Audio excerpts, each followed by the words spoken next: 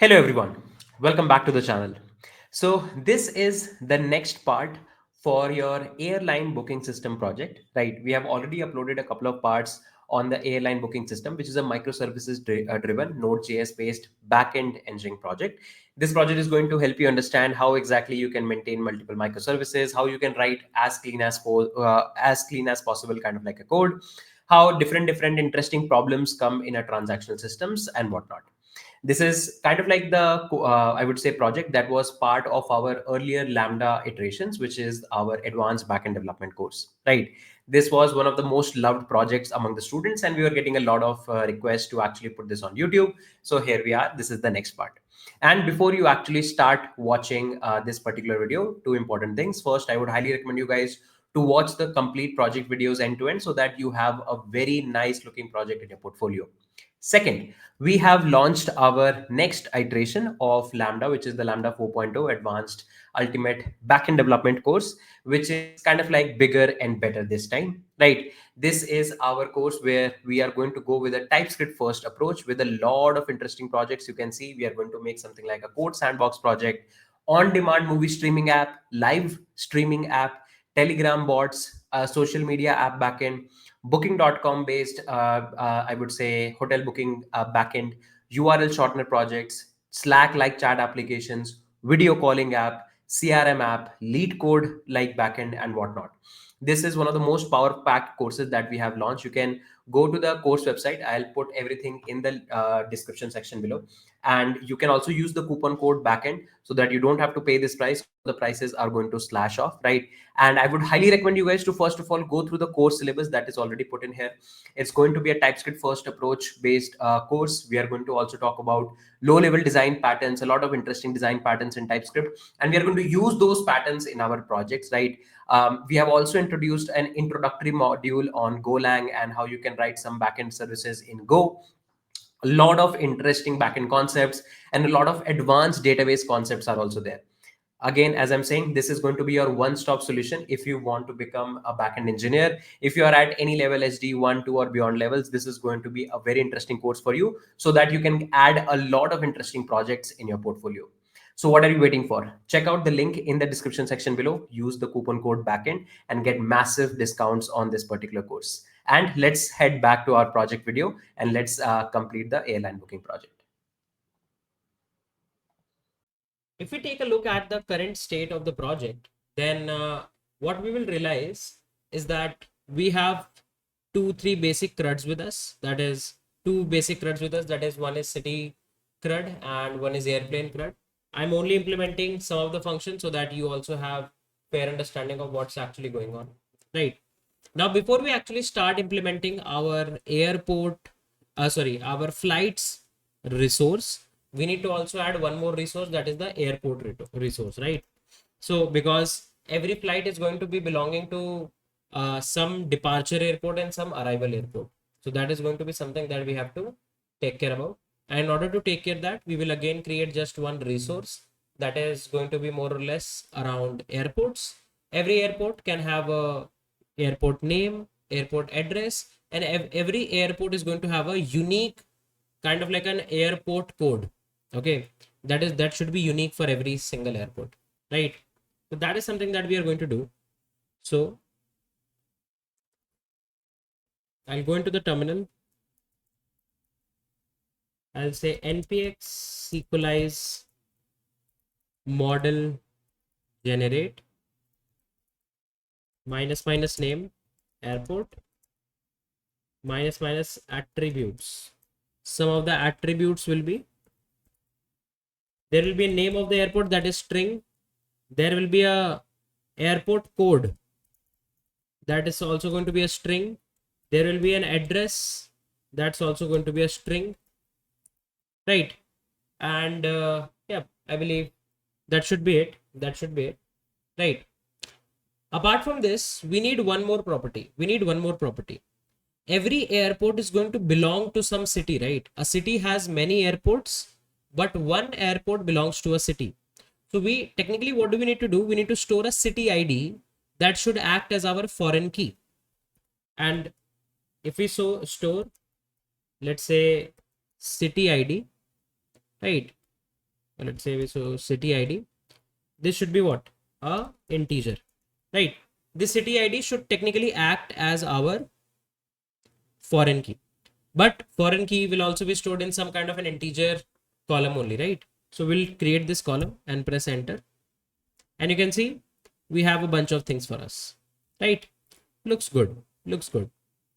If we go here, we again have a models file and we have a migrations file. Now, why this airport model is special? Because this is the first one to many association that we are creating, or any kind of association that we are creating using SQLize. So we'll see how things actually work. We'll see how things actually work. But for the timing, we need to add a bunch of properties. For example,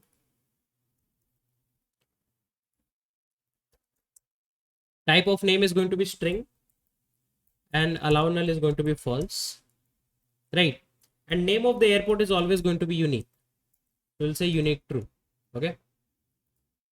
Then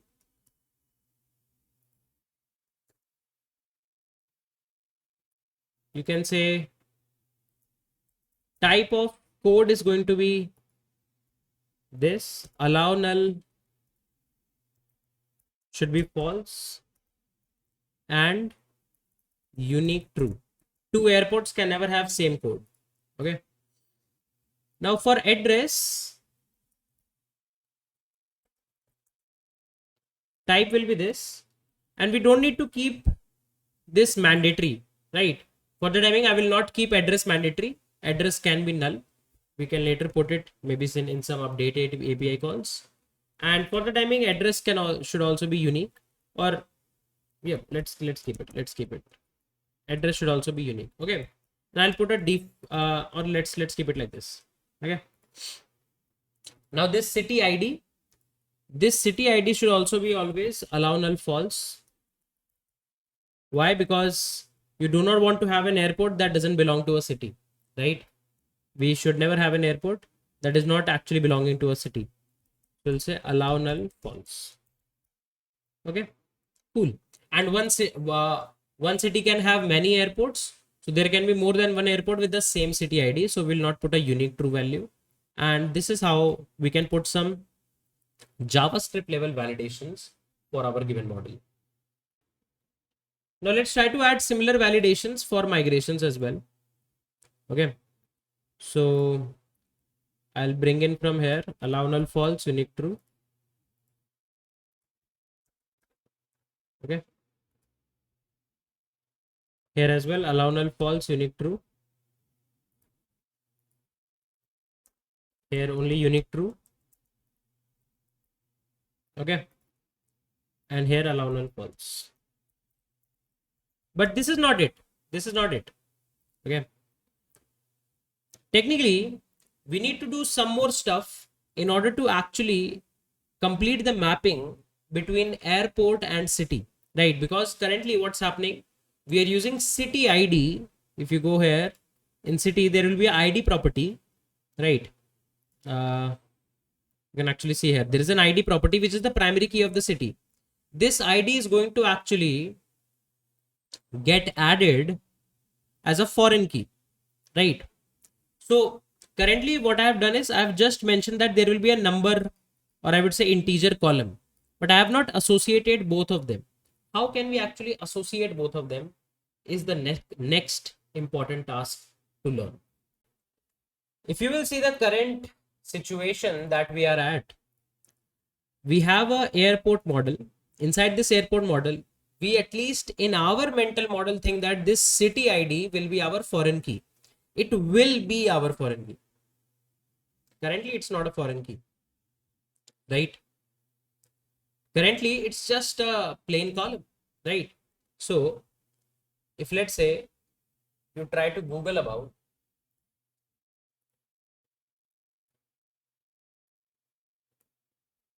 set foreign key in MySQL, okay, let's see how can you actually set foreign key constraint in MySQL. Okay, so you can see you created a table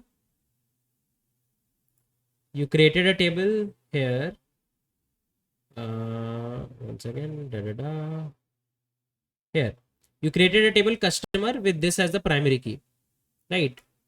Now, a customer can have many contacts, right? So you created a table contact, and then you are putting a constraint of foreign key where you are going to actually store a customer ID inside the contact table. See, inside the contact table, you're going to store a customer ID, which is technically going to act as a foreign key, right? So you have to manually give this constraint of foreign key, right? In your mental model, you will be able to do the joins and everything, but on database level, if you will not put this constraint, if any data capabilities that can optimize your queries through foreign keys, or let's say if you are having an ORM, any ORM based capabilities that might would have been unleashed if you would have given correct constraints will not be unleashed. And the power of foreign key is that you can actually put on update and on delete methods. That is, what should happen in case the customer who has many contacts. So for example, there is a customer who has 5 contacts. I delete that customer from the customer table. What should happen to the contacts in the contact table? You can say on delete cascade. Cascade means that all the records inside the contact table will also be deleted, right? Things like that. So these kind of constraints you can actually put. But currently, this is just a plain normal number. Just saying city ID doesn't make it a foreign key. See, you have to manually do some effort in SQL as well. And you have to manually do some effort here as well. So what I'll do is, let's go a cleaner way. First of all, I'll do npx sequelize db migrate. Okay, db migrate. And this looks good. Okay, I'll create a new terminal tab and I'll open MySQL. I'll say use flights. Okay, I'll say show tables. And now you can see there is a airports table. If I do describe airports, you'll see this is just a normal integer, like no references, nothing at all. But now we will see how we can actually do some referencing related stuff. Okay, so I'll just make a quick commit. For committing, I'll maintain another terminal session.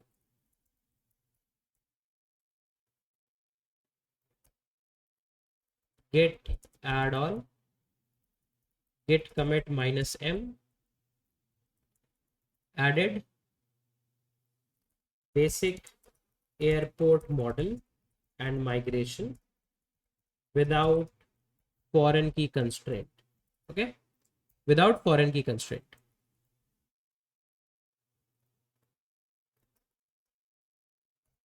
Git push origin master. Okay, now what I'll do is, now currently I have this table. Now I want to actually modify a column. This column is just a plain integer. I don't want plain integers. Definitely we don't want plain integers. We actually want this to become a foreign key. If we want this to become a foreign key, that means we need to make a database level change. If we want to make a database level change, a migration should be a good to go, right? So what I'll do is I'll say npx sequelize. Okay, and this time we are going to create a very plain migration, right? In this migration we might have to do a lot of stuff ourselves. Okay, so what I'll say is npx sequelize. Now I'm not going to create a new model, right? I'm not going to create a new model. I'm going to update a previous model. So I'm going to just create a migration. So I'll say npx sequelize migration generate --name update city airport association. Okay, now see what happened. This is a new command for you. npx sequelize migration generate. It is not model generate. Model generate means you're going to create a new model. Migration generate means, okay, most probably you already had a model, you want to make some updates there. So now you can see migration folders already exists. See, and this time no models are created, only a single migrations file has been created. Now in this migration file, we actually have to write our code ourselves, that what should happen in this migration, what changes we are actually looking forward in this particular migration, right? This is something that we have to actually do. And again, whatever you are going to write in the migration file is going to give you a database level check. How can you do that? So if you see previous models, this was having query interface dot create table. Now similar to that, if you do await query interface dot, now similar to that, you have other functions, add column, add constraint, add index. See, a lot of other functions as well, drop, right? Insert, name indexes, and so on. See, a lot of functions are there. And definitely by the name, it looks like this add constraint might be helpful for us. So let's Google it. Let's Google add constraint. Okay. Query interface dot add constraint. So you can see what does add constraint does. It adds a constraint to a table. Okay, good. Let's see if we have any other detail. So you can see you can do something like query interface add constraint. Then you can mention that on what table you want to add a constraint and so on. You can see what fields you want to add a constraint. All of these things you can actually do, right? And in fact, you can actually even write a plain query as well. See, you can just write a plain SQL query as well in case you are not able to understand what add constraint will do. Okay, let's read a bit more about it. See, add constraint. So first of all, this is schema, this is table, right? On what column you are actually adding company ID and what constraint you are adding. You're adding the constraint of type foreign key, name, FK name. Every constraint of foreign key is given a name. What is the reference? Then which table and field you have to give the reference to, on update and on delete. So all of these things you can actually add, right? These things definitely looks good to me. So let's try to do something like this. So I'll say add constraint, and inside add constraint, you can see you can pass schema, you can pass your table name as well, right? So I don't need to pass schema. Let's try to directly pass our table name. So what is the table name? The table name is airports, right? See, airports. On this table, which column we are actually referring to? City ID. Okay. And then what constraint we are referring to? See, type foreign key. Okay. So let's try to write it. Okay. So we can say, just a second.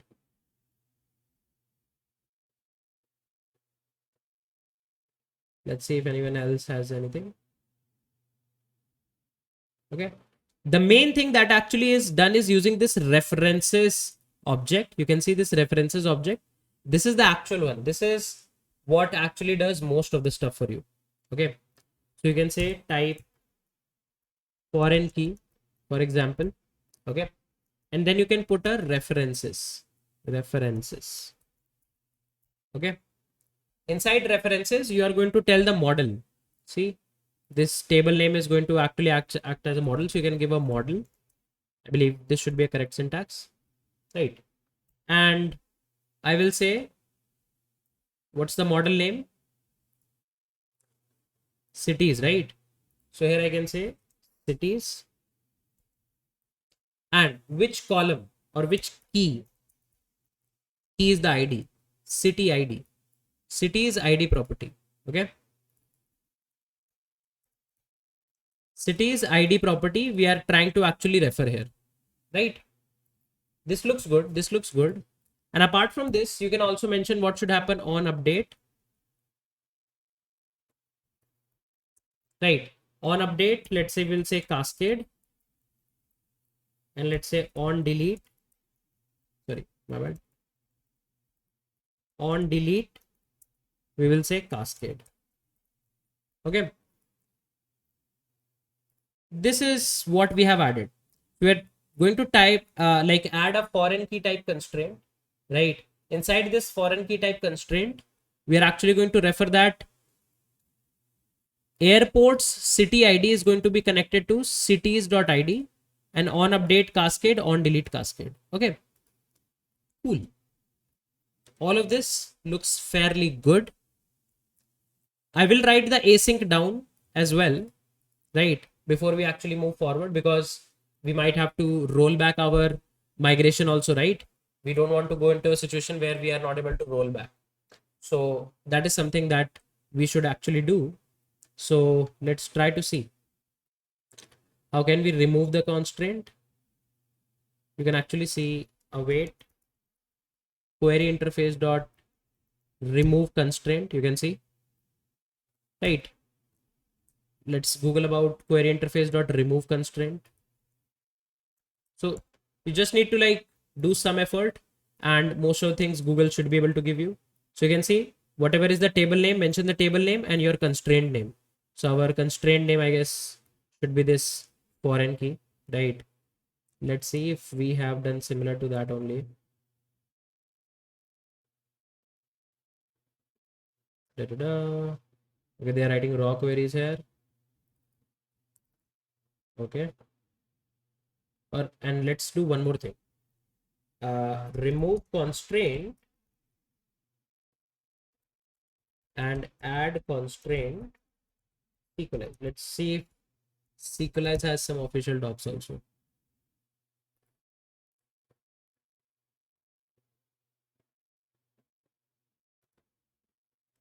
Add constraints. So you can see, like if you are reading any function, you can actually see what all properties you can give. So first of all is the table name and then a bunch of options. So let's take a look at it. Okay. So table name we have given airports. This looks good. Then options is going to be a JavaScript object. Options.type, type of the constraint. One of the values available in the constraints. Okay. Foreign key. So we should type it in caps. We should not type it in small. This should be capital. Okay. Option.fields, array of columns to apply the constraint over. Okay. So what I can do is you can remove the city ID from here and you can say fields. Okay. City ID. See, like at least the doc says this. Okay. Then if some default value is there, some where clause is there, then you have references. References is another JavaScript object. See, references is another JavaScript object. Inside references, you can mention table. So instead of model, let's say table. Then you can mention field. So let's say we mention field. Okay.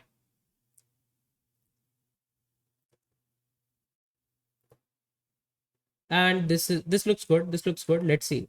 They have some examples as well. So you can see they have added users. Okay. Field, they are adding a primary key constraint. You can also give a name to the constraint. Okay. And you can see there is an example for foreign key constraint. So airports in our case looks good. Then we have a JavaScript object. Which fields you want to give? So let's bind it inside an array. This should be inside an array because we are putting the fields property. It's an array. Type is foreign key. Foreign key. Okay, small letters should also work. You can give a name. You can give a name. I don't think it's a mandatory property. So let's leave it for now. Or maybe you can give it also. Let's give it. So name, custom foreign key, or I would say city foreign key constraint. Okay. Then references, table and field. So we have given table and field. On delete, on update. Okay. You can see. So good examples are already given in Sequelize documentation. Now, if you go to something like, let's say, remove constraint. Remove constraint. I believe now remove constraint should be very simple, because now we have given a name, right? So I believe we should just need to pass this name. So let me show you. Remove constraint. See, now you have a table name and a constraint name and some bunch of custom objects. Okay. So let's see if they have given any example. Remove constraint.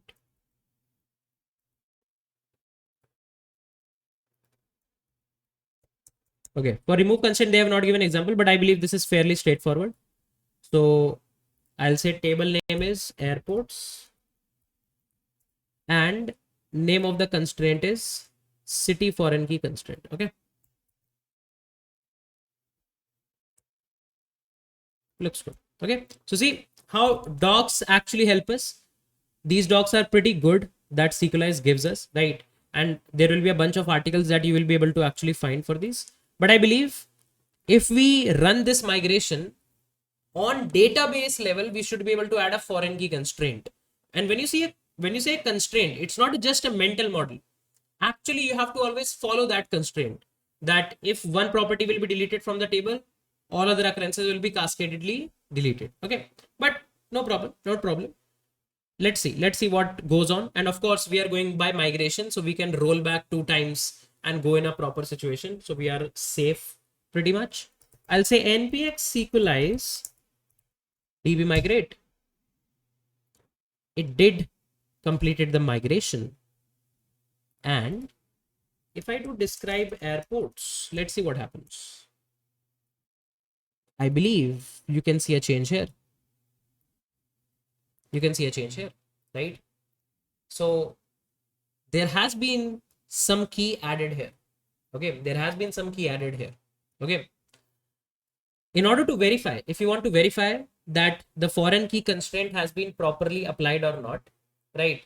So there is a very interesting article that you can actually refer in order to verify foreign key constraint. So you can see, if you want to search for all foreign keys to a table in MySQL, you can run this query. Select table name, column name, constraint name, or you can even do select star from, there is a table information schema. So there is a database information schema dot key column usage, where reference table schema is equals to database name and referenced table name is equals to the table name. Okay. So let's copy this. Let's see if we are able to execute it or not. Okay. And what's our table name? Table name is airports. Okay. Okay. And let's do one thing. Let's copy this in our editor and modify there, because it would be hard to modify in the console. Okay. Let's modify it here. Airports. What is the database name? Flights is the database name. And let's say, let's keep it like this. Okay. Let's keep it like this. Let's cut it out. Let's clear everything. Paste, run. Okay. It says empty set. First of all, let's see what's there inside information schema. Let's say select star from informational schema dot column usage. Okay, we have some details here. Okay, or let's do describe. Okay, let's do describe. What was the name? Because there are a lot of columns coming up, right? So let's do describe. Okay, so there will be a bunch of things, right? We can actually focus on table name, and we can actually focus on let's see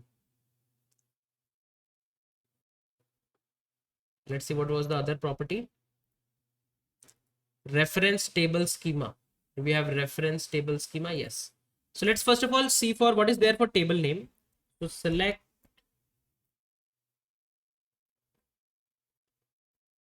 this where table name is equals to airports. Okay, let's see what details we get.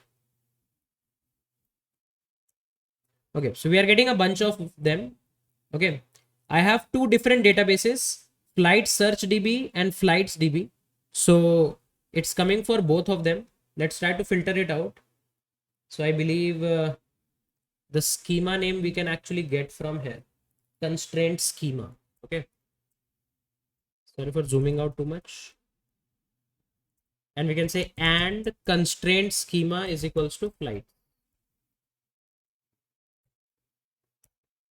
Okay, so now we are getting all the details with respect to the flight table. And if you just see the last record, if you see the last record carefully, this one, then it says that inside the flights table, inside the flights database, there is a city foreign key constraint. There is a constraint name, right? On the flights table, right? Again, this is again the database name only. On the airports table, the column name is city ID, right? And the table that it is referencing to is the cities table and is referencing to the ID property of the cities table, right?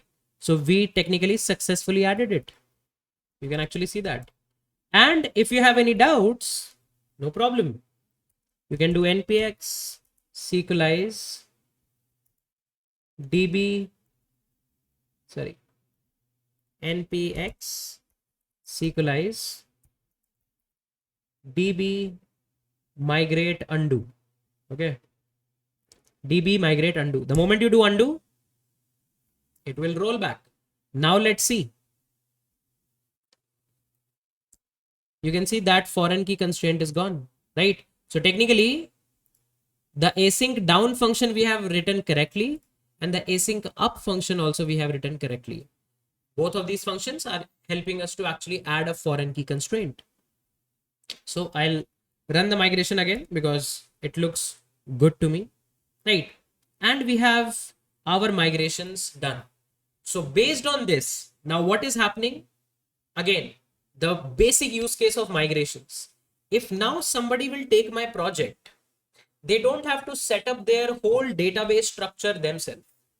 They will just run our migrations, and step by step, whatever changes happen to our database will happen to their database. So convenient to actually transfer. But these constraints happened only at the database level. These constraints happened on the database level. On JavaScript level, Sequelize provide you some extra functionalities. In order to make sure that we kick that in, we need to make some extra effort. And that extra effort, I believe, is looking to me like this static associate method can help us, right? Inside this static associate method, we can actually write very easily what are our associations, and then we will get some very cool JavaScript level capabilities. Migrations gave us database level constraint that concretely our database is following that constraint. But now some JavaScript capabilities, or I would say code capabilities, Sequelize provides us. In order to unleash that, we need to make a few changes to the model. And trust me, these changes are not going to look very traumatizing to you. Okay, so if you will go to Sequelize associations, you can see it's very easy to define Sequelize association on JavaScript level. Okay, you can actually see has one belongs to. So if you want to do one-to-one mapping, okay, then let's say one-to-many relationship, right? How can you implement it? You can say team has many players, player belongs to a team. Team has many players, player belongs to a team. And if you have a foreign key, you can mention based on what foreign key you have the has many property. As simple as that, right? So let's add it. Let's add it. So this is my airports class. This is my airport class. Okay. And we are inside the static method. So if I do this dot Now a airport belongs to a city, right? This dot belongs to, and then this models object has our models dot city, right? You can see models dot city, as simple as that. So you said airport belongs to models dot city, okay? And you can actually mention based on what foreign key you did. So foreign key is, what is a foreign key? City ID, okay? City ID is the foreign key inside the airport table, based on which you say airport belongs to a city. And on delete, you say cascade. On update, you say cascade, right? Now you have said airport belongs to a city. That means one airport will belong to one city, but a city has many airports. So see, you need to write this part as well. So inside this city model, you can say this dot has many models dot airport. See, class name is airport, right? So models dot airport, right? And then when you say models dot airport, again on the same level, you can say what's the foreign key. You can say foreign key is city ID, right? So whatever is your foreign key, you can just mention that. And it's not even mandatory to mention it in belongs to, right? But you can even mention that, no worries, no harm. So you can see they are also saying that you can actually set it to null and cascade, whatever you want to do, you can actually do that. For example, it's not always mandatory that you do cascade. You can also set the value to null. So for example, let's say if we delete the city, what will be the city ID in the airport table? You can say null, in case if you have set it as not null. So those changes you can actually do. Now, even on JavaScript level, we have added some constraints. So see, what were the steps? Let me revise everything. What were the steps? First thing that we did, we have two layer method. We have migrations, we have models. Why migrations? Because migrations give you timestamping, or you can say versioning of your database schema. Think about it. If let's say now a new intern onboards in my team, and the same project that intern is also going to work to, what I will do is I just need to do one small thing. I will ask that intern to clone this project, create a database by doing npx sequelize db create, and then the intern will directly do npx sequelize db migrate. All of the changes up till that moment that we have already pushed on GitHub, all of those database schema level changes, step by step, will be applied on the intern's local as well, right? That's why we are making changes to schema. How did we do that? We actually executed this command, npx sequelize migration generate. Now this is going to be a custom migration that you have to generate. Minus name, update city airport association, right? It's just a basic name, okay? Inside this migration, you write an add constraint and a remove constraint. Always in the up function, you add something. In the down function, you most probably remove something, because down function will be executed when you do undo on your migration. In the up function, we said query interface dot add constraint. Now on what table you need to add the constraint? On the airport table, we need to add the constraint. Then the second object will signify what are the details of the constraint. First is, it is a foreign key type constraint. You give the name to a constraint so that you can uniquely identify that constraint in order to remove it as well. On what fields you want to put this constraint? City ID. This city ID refers to which tables, which column? City tables ID column. And then on update, delete, on update and on delete are cascade. That is, if one property updates or deletes, it will be reflected in the other as well. And in the down function, you just say remove constraint, table name and the constraint name. That's it.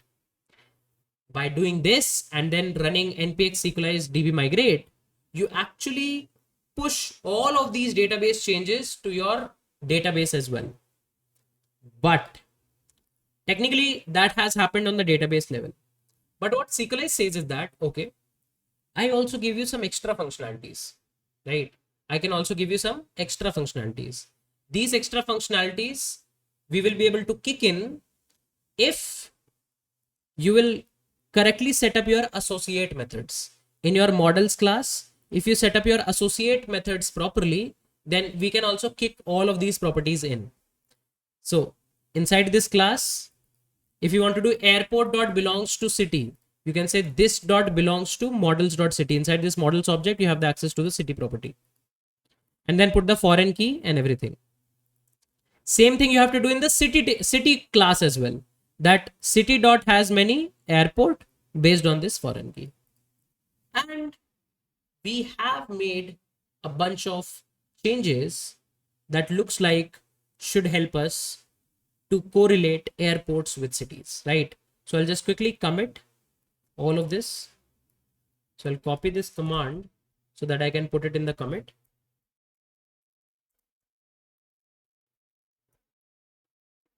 Git add all, git commit. Okay, I'll say added new migration that can add a constraint in a column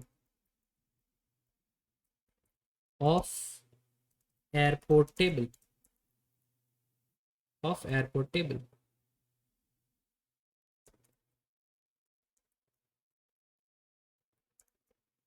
Okay, and what is the command? Command is this: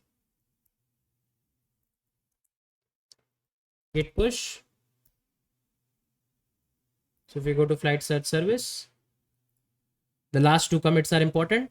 First of all, we just made a very basic model, very basic model, and then we added the foreign key constraint using this particular command, right? We added the foreign key constraint using this particular command.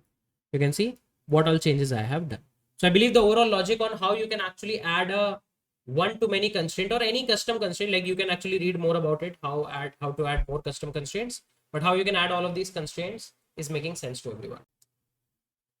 Now, because, so I have written a bad code alert here because I'm going to write some random code that I will definitely remove after some time. But what is the current situation of our models? In our models, we have done absolutely correctly the SQL level or the database level constraint setup.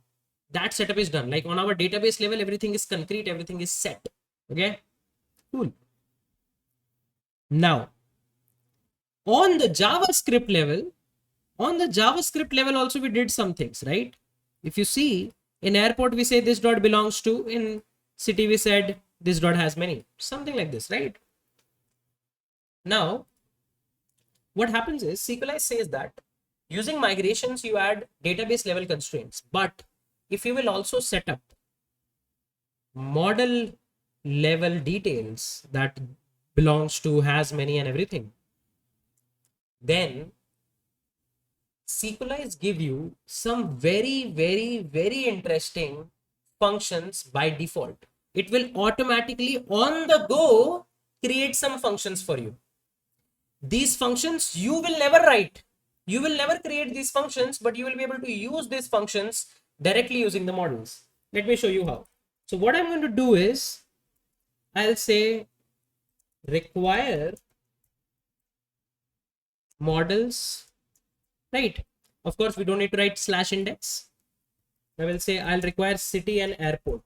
Okay, cool. And let's say if I say const city is equals to await, I have this made this function async, await city dot find by primary key 1, and I say console.log city. What happens the moment I save it? It will just very easily query a city for us, and this is the city with ID 1 named as Bengaluru. You can actually also see that here.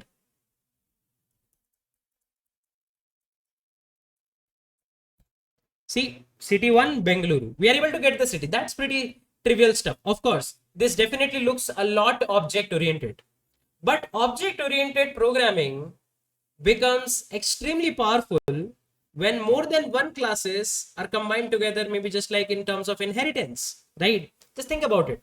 Now, a city has many airports. If I ask you to don't do any database level stuff or anything, just write two simple classes. City and airport extends a city. And then you want to add an airport. Now, one way to add an airport is something like this.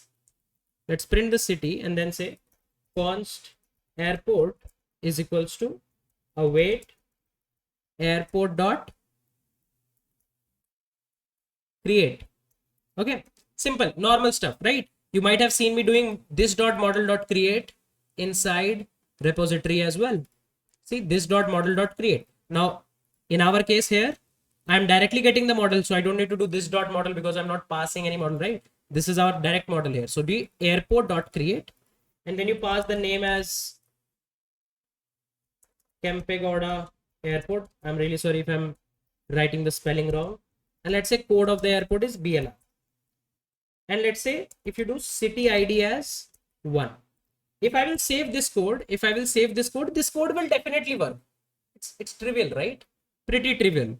That I'm going to create a record in my SQL table of airport with the name Kempegowda Airport, code BLR and city ID 1.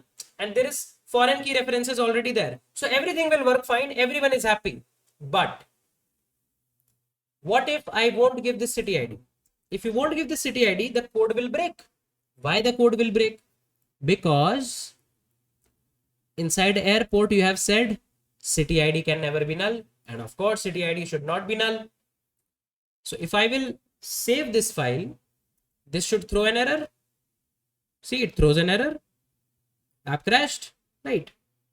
And if I will do comma city ID as 1 and save it, it will go through. I'm not saving it, but if I will save it, it will go through very easily, right? Okay. Now my point being that because we have done all the setup correctly, SQLize gives us some very powerful functions that can make our life very easy, and the whole function will look more object oriented. So you can say const airport is equals to await. Now city has many airport, right? So this is the city Bengaluru. Let me name it as Bengaluru. Okay, more verbose. Bengaluru. Now if I say Bengaluru dot create airport, Bengaluru dot create airport in this camel case fashion. Remember, camel case is important, right? Bengaluru dot create airport. And inside this, I pass a property name Kempegowda Airport, and code is BLR. And I say console.log. Let's call it as KMP Airport. Of course, this is Kempegowda, not the KMP algorithm. Of course, KMP Airport. The moment I save it, see, we actually got a new airport, Kempegowda Airport. The query executed successfully. If you do select star from airports, we have a new airport with the record Kempegowda Airport. That's the power of ORMs like SQLize. And there are other ORMs and other technologies. They are also this much powerful. And it is so verbose. The code written is so clean, so verbose that you will love it. Okay, you will love it. So these kind of functionalities is given by SQLize. Now let me do even interesting stuff. Let's say now from Bengaluru I want to remove the airport. Okay, maybe something like that. Does that also is supported by SQLize, right? Is that also supported by SQLize? We have to actually think about it, right? But first of all, if I do console.log, or I would say const airports in BLR is equals to await Bengaluru dot get airports.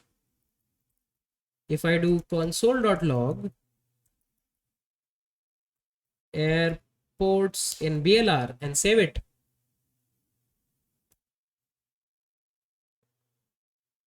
Can you see it is returning as an array, although we just have one single airport added. So it's returning as an array with Kempegowda airport. Let's add one more airport. Okay. Airports in Bengaluru. We have Kempegowda airport, and I don't think Bengaluru has any other airport. Where is Hubli airport? Okay. Mangaluru International. It's in Dharwad. It's not in Bangalore. Maybe let's add it. Okay, just for demonstration purpose. Okay, let's add one more airport, Dhubli airport. So I'll say DB airport as, let's copy the name, Hubli airport. Sorry, not Dhubli. Hubli airport. Oh, Hubli airport. And airport code, I'm just writing anything, HBL. Okay, random. Okay, so definitely this line will create the Hubli airport. You can have it, actually even see getting it printed, save it. Now let's see what happened. You got the city Bengaluru. You created a new airport called as Hubli airport, and you can actually see that here as well. You have a new Hubli airport, and then you said Bengaluru.get airports. Now I never wrote get airports. SQL has already provided us with that, and this is an array. First airport is your Kempegowda airport. Second airport is your Hubli airport. As simple as that, right? So cool, so powerful, right? Now let's say, let's comment this line. Let's comment this line as well, right? Let's say you want to delete an airport. You want to delete an airport from Bengaluru, inside the Bengaluru, like whatever airport belongs to Bengaluru, you want to delete one of them. Okay, so let's say const HB airport is equals to await airport dot find by pk 3. Okay, and I will say await Bengaluru dot remove airport and pass HB airport. The moment I will save it, now the app crashed. Okay, now what's happening? What it did was it tried to execute this id equals to 3, right? And it is getting a validation error. It says airport.city id cannot be null. Okay, so let's see what's going on. So first of all, let's see what's inside our HB airport. Are we getting HB airport properly? HB airport. See, we are getting HB airport properly. No problem at all. Okay, ID is 3. And here also it is present. Looks good. Now let's say if we do Bengaluru dot remove airport, right? This should work. Let me see if I am missing something. And we can pass the whole airport object. Okay, remove airport, create airport, remove airport. Let's save it. Let's see what has happening. It's crashing. Not null validation, city id. Let's see, maybe we are missing something. Let's check. So here, if you will try to do remove airports, if you go to the official code of SQLize, inside remove it says it is going to unassociate one or several target rows. That means why we are getting this error is it just tries to update the city id to null for the corresponding airport. It doesn't delete the airport. It is not going to actually delete the airport. It is just going to remove the association with the airport. And that should have been totally fine in case we were not having this constraint of allow null false. And we have this constraint on database level also. So if you will remove it from JavaScript, still it will throw an error. See, this time it will throw a database error, that there was a database constraint that you were trying to actually you were trying to execute a query and there was a database constraint that you are not following. And can you see what is the query that we are running? Update airports, set city ID and updated at where city ID is equals to something and ID is equals to something, right? So it was just trying to update the city ID, not actually remove the city. So one thing to note, for one to many, you won't be able to actually remove stuff, because when you actually try to remove or do remove multiple, it just unassociates stuff. It tries to execute a query like this, right? If you want to delete, then you have to manually do the destroy on the corresponding model. Okay. But if now you did something like this, now let's bring back the allow null false. So if you want to delete HB airport, you have to actually manually go and say airport.destroy where ID is equals to 3, something like that. Now I would like to show one more thing. Let's say if I do something like await city.destroy, and if you remember, we have a similar destroy function in our CRUD repository as well, which takes an object. See, so we'll pass an object where another object ID is 1. Okay. The moment I save it, now you can see what's going on. It again throws us an error. Why it is throwing us an error? It says cannot delete or update a parent row. A foreign key constraint is failing, right? A foreign key constraint is failing. And what's the foreign key constraint? You have put a constraint on update cascade as well, right? Now let's read about on update cascade. Okay. It's pretty simple to understand. On update cascade, MySQL. Okay. There are two constraints, on update and on delete. On update cascade clause in MySQL is used to update the matching records from the child table automatically when we update the rows in the parent table, right? So now what was happening is you are trying to execute a query which is somehow doing some update in the corresponding city, right? Based on that, it is trying to modify the airports that it is not able to do. Okay. And if you want to look at that query, this is the most interesting part. If you go to, you can see here you have written on update cascade. Let's remove on update cascade. Okay. The moment you save it, now you can see sequelize foreign key constraint error is coming, right? And if you try to do it directly, delete from airports, no, not airport, city, delete from cities where ID is equals to 1. Let's see what happens now. Cities. You can see even on the sequelize level, we are not able to delete. And this is happening due to the on update cascade, right? So what happens is when you actually try to delete stuff, right? When you actually try to delete stuff, it tries to make update to the corresponding table, right? And on the corresponding update, you have written on delete also cascade and on update also cascade. That's the only thing that is creating problem, right? When you are actually deleting the Bengaluru city, it's not deleting the corresponding airports. So in order to resolve this, we have to go one level back in the migration and we need to remove this on update cascade. Okay. So how can we do that? Because now we have migrations, it's pretty easy to do.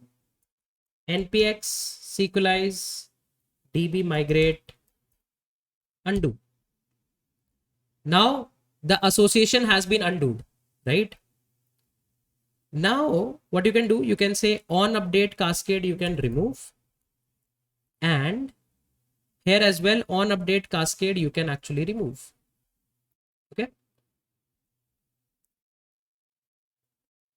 cool. Let's apply the migration again. Let's apply the migration again. Migration applied, npm run dev, and now we want to destroy a city, right? Now let's see what's going on. It's again failing. See, it's again failing on the delete, and this time it says again a foreign key constraint is failing. Okay, let's go and directly try to delete it. Again a foreign key constraint is failing. So what is actually going on? Previously our on update cascade was actually giving problem. Now we have removed it. So what is the problem now? This is something that we have to resolve. So in the last part, we actually started setting up our models, and we were facing an issue with our model, which is a very simple issue to solve, right? That is, let's say I'll remove all, or let's say I'll comment all of this. I'll try to do it again. Okay. So if you see the current situation of the database, I have two cities, Indore and Varanasi, and I don't have any airport, right? So first thing that we can do is, let's say const city is equals to await city dot find by primary key, and let's say I'll put Indore. Then I'll say await city dot create airport, right? I will say name as Indore airport and code as, let's say, IND. Okay, I'm just putting random, I don't know the code. Save it, run npm run dev. Okay, so now most probably we'll be having a new airport. See, we are having a new Indore airport with the city ID as 4, which is the ID of Indore. Now the issue that we were facing was, if you do await city dot destroy where ID is 4. Okay, the issue that we were facing was, we have set up on cascade delete, right? On delete cascade we have set up. That means if the city gets destroyed, all the associated airport should also be destroyed. But the problem is, the moment I save it, okay, you can see it's throwing me an error. It's throwing me an error, right? Now what is the issue? This is a very simple issue, right? A lot of articles and documentations have already mentioned it. If you would have just googled it, the issue is that this field on delete is not set up properly for us. If you carefully see, all the fields that we are setting up are somehow camel case, and here we have kept delete as all caps, right? This is the problem. That's why the delete constraint has not been set up properly. So the moment when I said you guys that migrations help you to directly interact with the database, any issues that you actually do in the migration file will actually reflect in the database, right? It's not like, okay, uh, it will automatically resolve a lot of things. So what we have to actually do here is, we need to actually put, instead of delete, we have to call it as delete, right? This is the correct way of putting it. Now what we can do is, we can undo the migration now, because it's a migration file change, right? So either you make a new migration file, or because we already know that we can undo the migration, we'll undo the migration and we'll redo the migration. Okay, now the migration has been updated. If now you will run the file npm run dev, it called delete from cities. Okay, let's see, Indore has been deleted. If you see airports, airport has been also deleted. So the moment you deleted Indore, all the associated airports also got deleted. And that was the functionality we were actually looking for in on cascade delete, right? So if you actually go here, you can see here we set up on delete very correctly. There was no issue in on delete here, but the problem was in our migration. So always we have to keep the migrations proper, right? Another way could have been that you could have written a raw query that could have maybe done a bunch of things where you could have deleted other things and then deleted the city, or maybe just by using sequelize, you first delete all the airports where city ID is this, and then you delete the city. Multiple solutions could have been there, but one quick fix was this, right? So what I'm going to do is I'm going to just quickly do a git commit so that you can get all of these custom functions that Sequelize is going to provide us as a reference to you. Then I'll delete this from our index.js and clean it up. Git add all, added new migration to add foreign key constraint in one to many relation. Okay, that's it. And or let's do one thing. Let's copy this. I want to paste the command as well.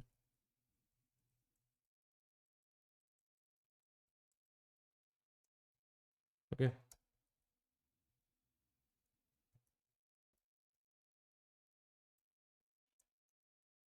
using the following command. What was the command that we added?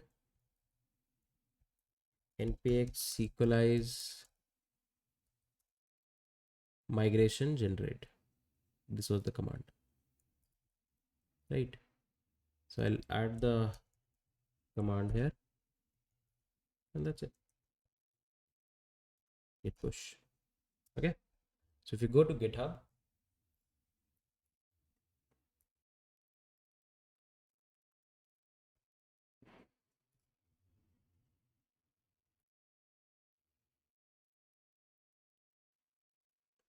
you go to commits,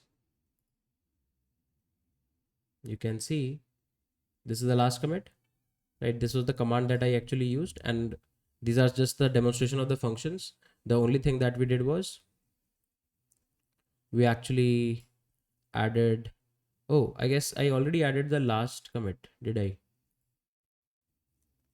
Oh, the migration commit I already added. Okay, no problem. So I've uploaded the functions. Now what I'm going to do is I'm going to remove all of this dirty code from here because we don't need it. Now we don't need it. And until or unless some await operation is going to be there, I'll remove async from here. So bunch of cleanup we have done, right? And things look good again. Things look good again. Now all we have to do is we have to now start setting up our airport CRUD, right? Using which we should be able to add a bunch of airports to the corresponding cities. So now what we want is we want to actually set up a flights model.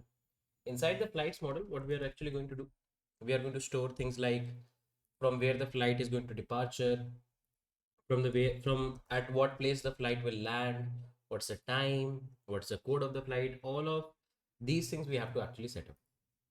Again, we are going to use a CLI CLI for our use case because it's going to be pretty cool and pretty fast. So let's try.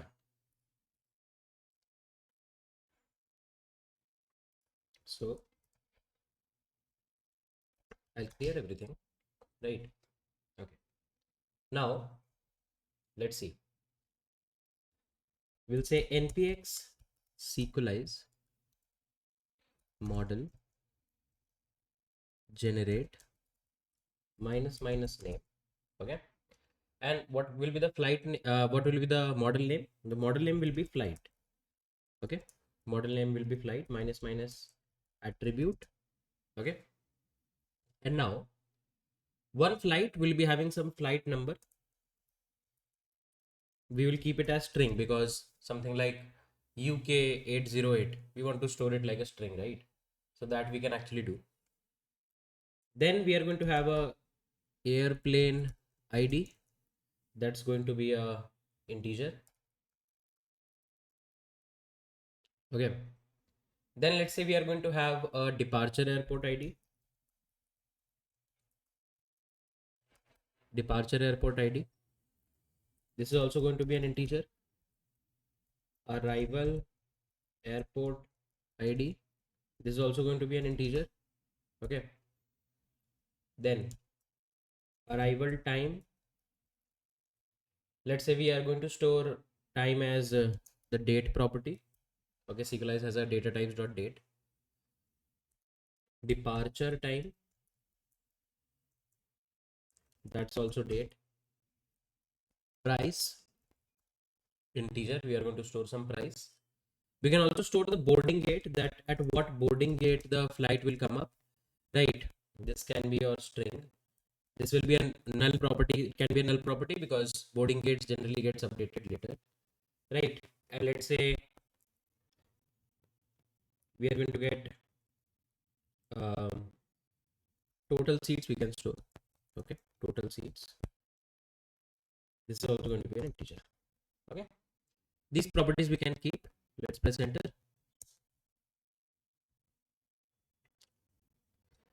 Um, did I miss something? Oh, sorry. Attributes. I should write attributes.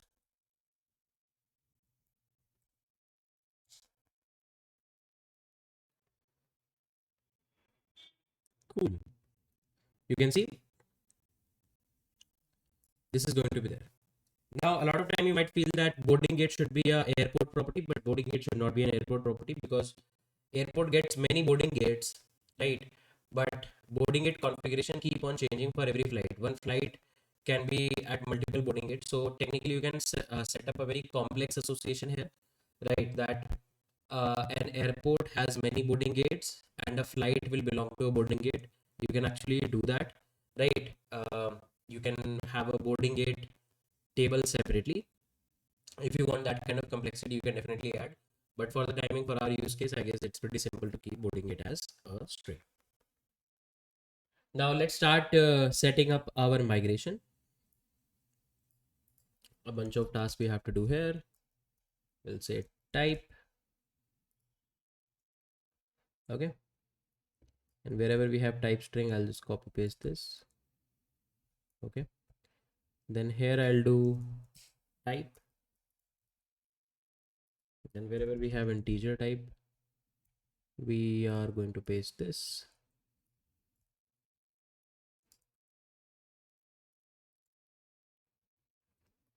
Okay.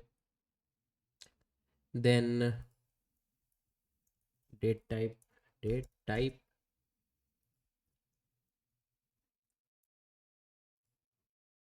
Same for departure time. Okay. Now flight number can never be null, so allow null to be false. Airplane ID we should not keep as null.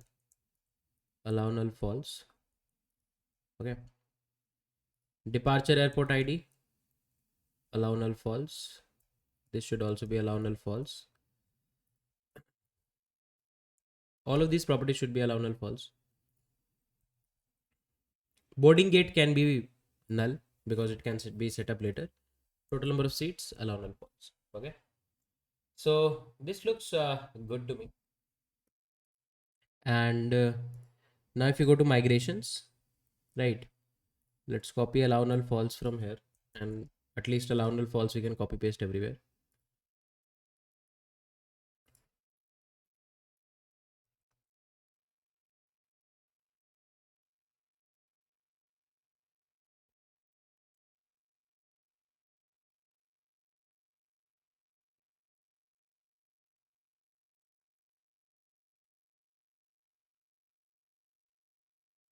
Okay.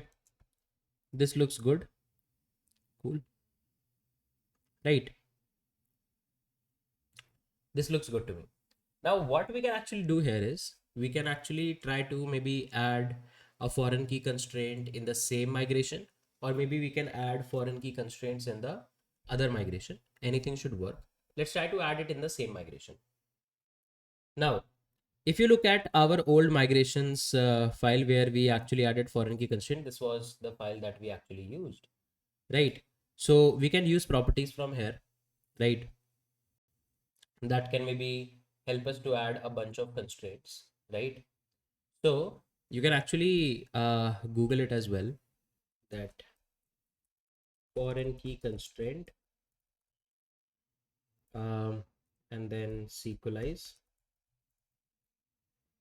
uh, migration. Okay.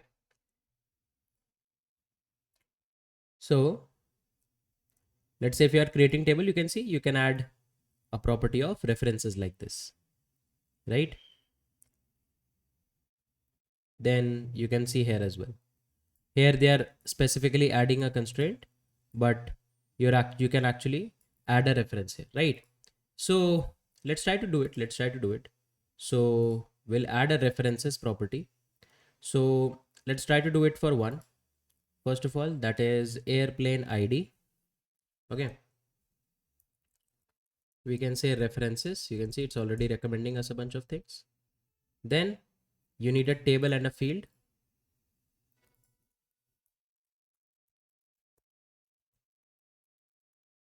Field is going to be, of course, ID. Now, which table? If you actually see here, we are putting cities.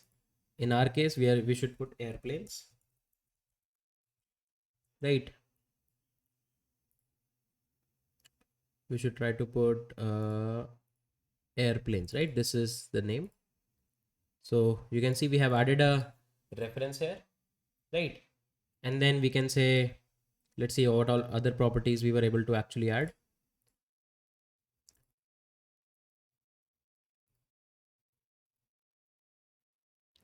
We can say on delete cascade. Okay. Let's see if we are able to put type. Okay, type we already have. So let's see how can we put the foreign key type here. Let's see. So by doing this much, that is just by mentioning references and on delete, we should be able to add a foreign key constraint kind of a thing, right? So let's keep it like this. Then we'll copy this and then paste it here in departure airports and call it as airports, arrival airport, airports, right? And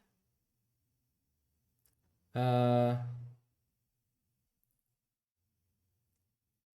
let's see, arrival time, departure time, we can keep boarding gate, total seat. Okay. Now, one thing that you can actually keep is instead of airport ID as your departure airport ID and arrival airport ID, you can actually also use the code, the airport code, right? If you remember in our airport migration, we have a code, for example, MUM or DEL, right? So a lot of time that will be also helpful in order to actually understand. Otherwise, we have to put one more query to actually get the code. So let's try. Let's try. Instead of ID, I'll put code here. That the code column is going to act as our foreign key. If you see the airport model, the code is always unique, so we don't need to be worried about it. And that's it. This looks good to me, right? Now we need to make corresponding changes in the models also, right? So if you remember, how did we add? We used to add associations like this, right? That this city has many airports, and then airport belongs to a city. You need to add things like this here. So let's try. So this dot, a flight belongs to, this dot belongs to models dot. Now a flight will belong to a, let's see, airplane, right? So models dot airplane. Okay, you can see similar thing was being done here. This dot belongs to models dot city, and then you put the foreign key, that based on what property you have this foreign key. Okay, so I'll put the foreign key.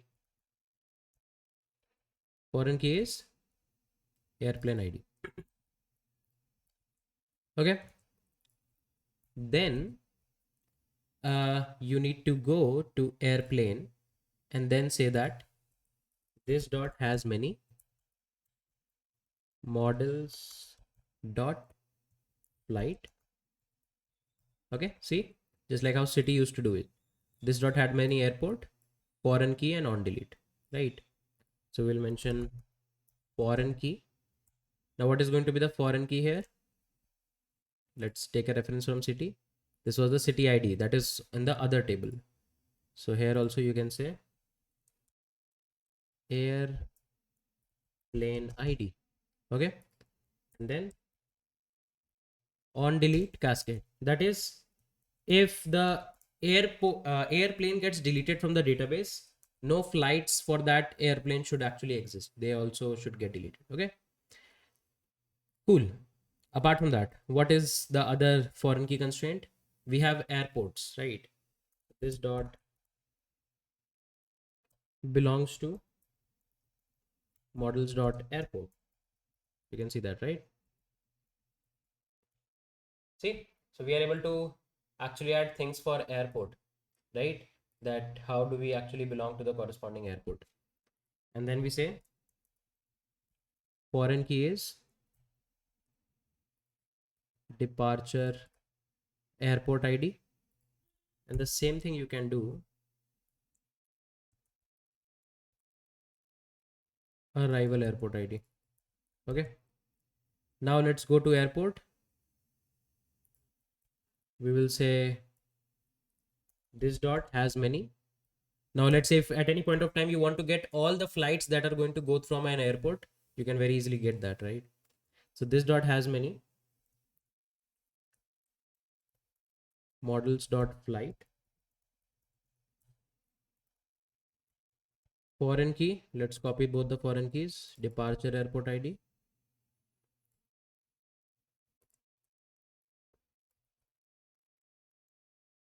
and arrival airport ID.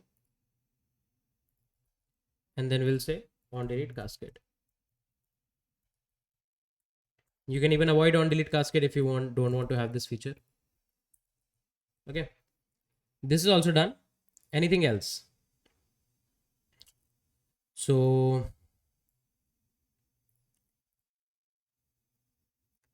airplane ID is done. This is done. This is done. Rest everything is good, right? So we have three associations based on three different columns that is going on here. Okay, cool, man. Quite a stuff we did. Now we do npx sequelize db migrate moment of truth. Okay, so there is some issue with our migration file. Let's see. So it's not able to find something specific. Let's see. What does it say? Cannot read properties of undefined reading replace. Uh, did we miss something?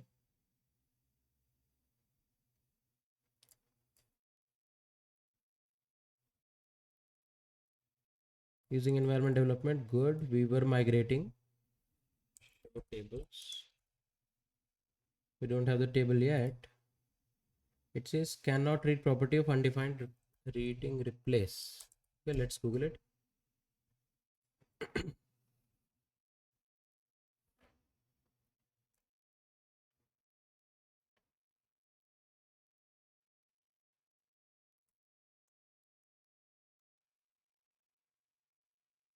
Okay, somebody already got this error. Let's see what happened.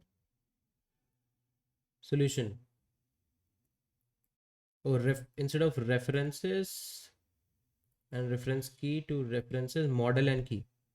Okay, so I guess when you are actually putting this here, let's open sequelize docs. Oh, got it. So when you are actually adding a separate constraint, then you have to use table and field property.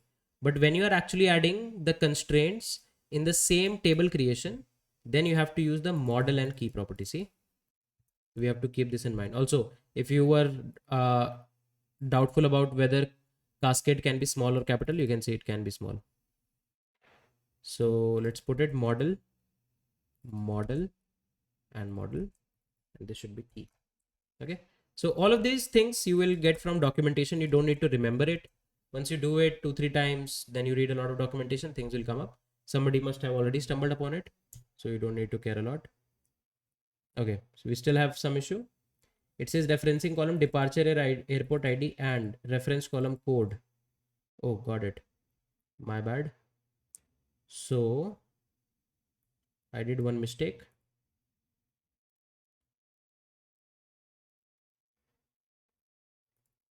Airport code, right? The column that is going to define it as going to be code, right? So one second, let's see. Airplane ID, this is from airplane. So airport code we have to put. This is also going to be airport code, right? So what is the issue? In the flight.js models, if you specifically see, then the foreign key that we are setting up is a flight belongs to an airport. Now, what column of airport is going to be used here? You can see code. If you see for airport, right? So we used to do that here as well, right? I believe this should be correct. I guess the issue should be somewhere here, that this dot has many, right? So let's see in city dot has many city ID. Okay, so airport should has many departure airport ID and arrival airport ID. Okay. Hmm.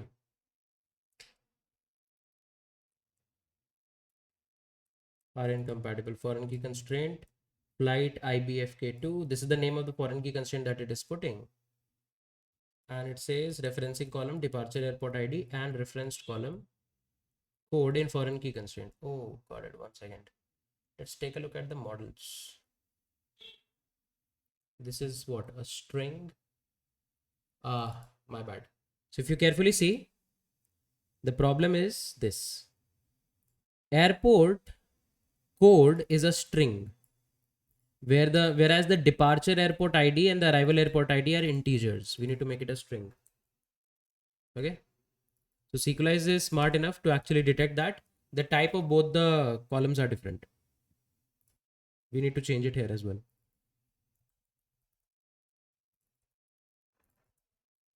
Let's try now.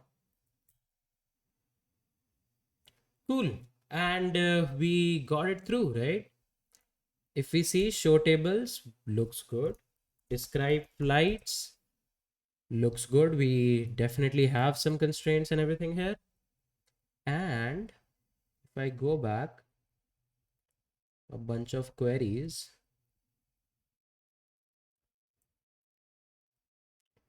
okay, and let's try to look at our schema. And this time the table name I want is flights. Cool. We have some constraints set up, right? Let's minimize it a bit more.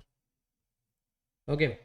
So you can see it already automatically gave the constraint some default name based on how MySQL must be defining things, right? Then you have airplane ID, which belongs to airplanes.id. You have departure ID, which is technically airports.code. Arrival airport ID, which is airports.code, right? You can see. So things look good. And if you remember how airports constraints were looking like,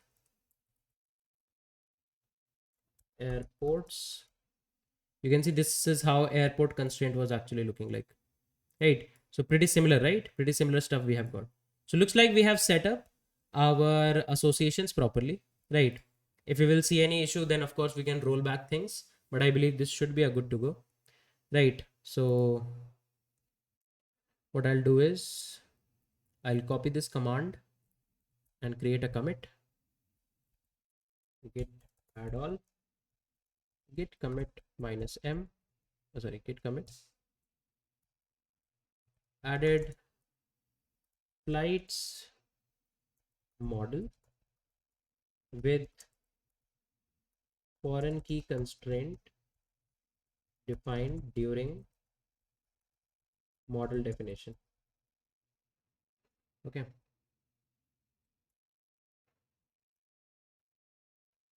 And command that we used was this.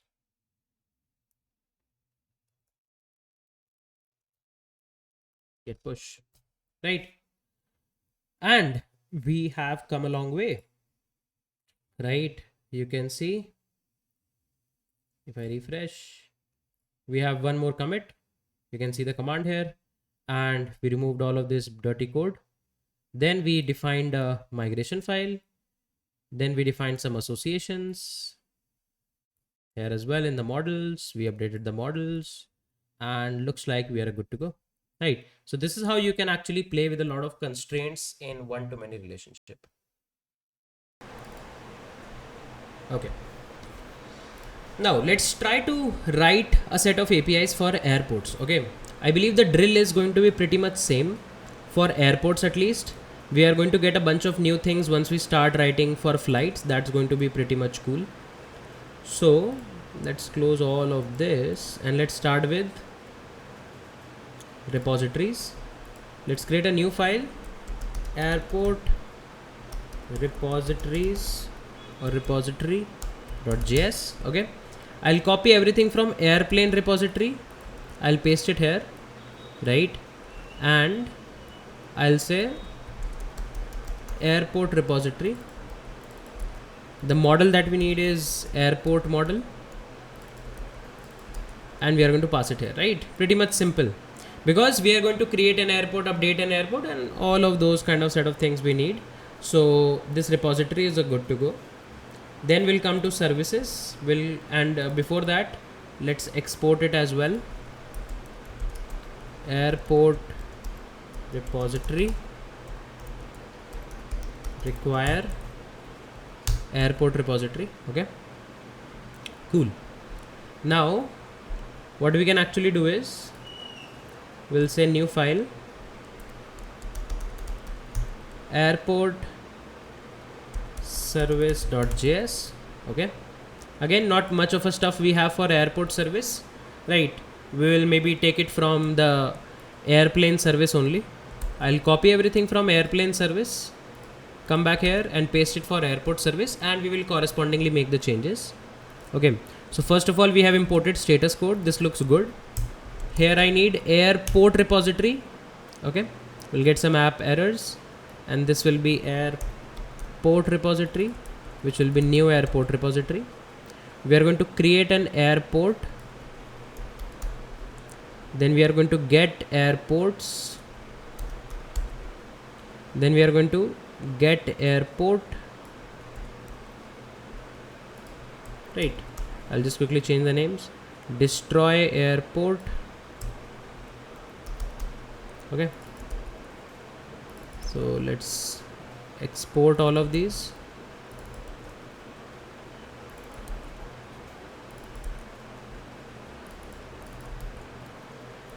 Looks cool. Okay, now let's change the logic as well. Now we have airport repository dot create, which is going to create an airport, and we are going to return an airport. Okay, and this should be airport object. Okay, this looks good because similar implementation will be there. Then again, airport repository dot get all, and we will get all the airports. Okay, similar stuff, no problem. Then again, airport repository dot get, we will get an airport. Okay, airport and airport. Okay, then here also airport repository, and this should be airport.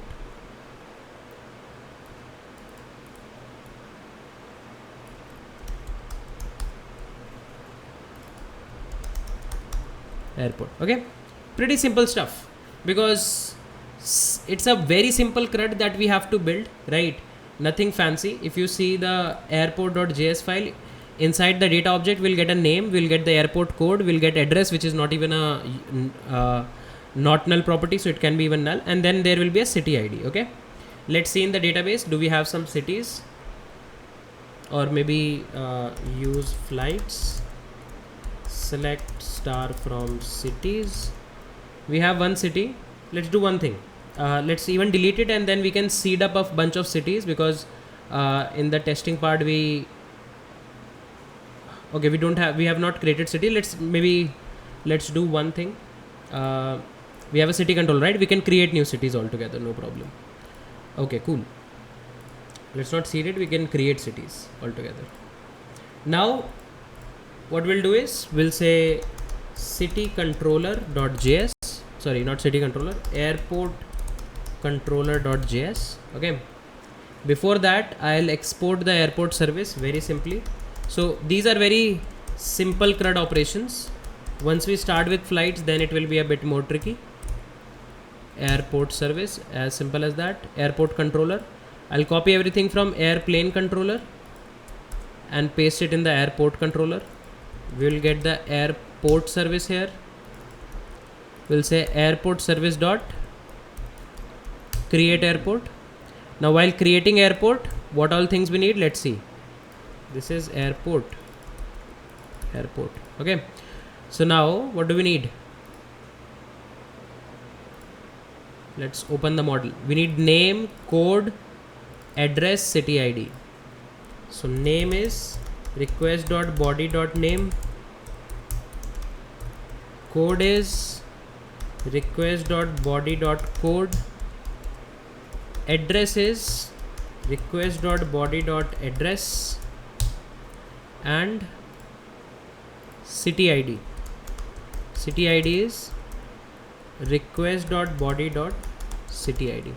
okay, all of these things will be there, and we will say create airport. okay, I believe this function is done.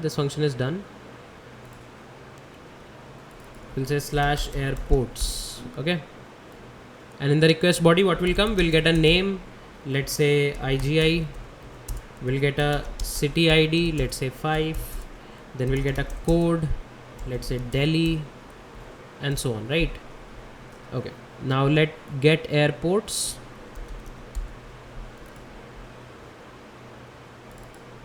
We will say airport service dot get airports. See, very simply we are able to migrate everything, right? As simple as that. Done. Airports. okay, then same thing here, get airport service dot get airports.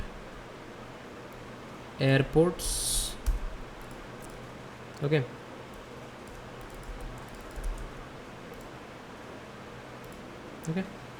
cool, this is also done, and this will be airport slash ID. okay, same thing for destroy airports. Airport service dot destroy airport.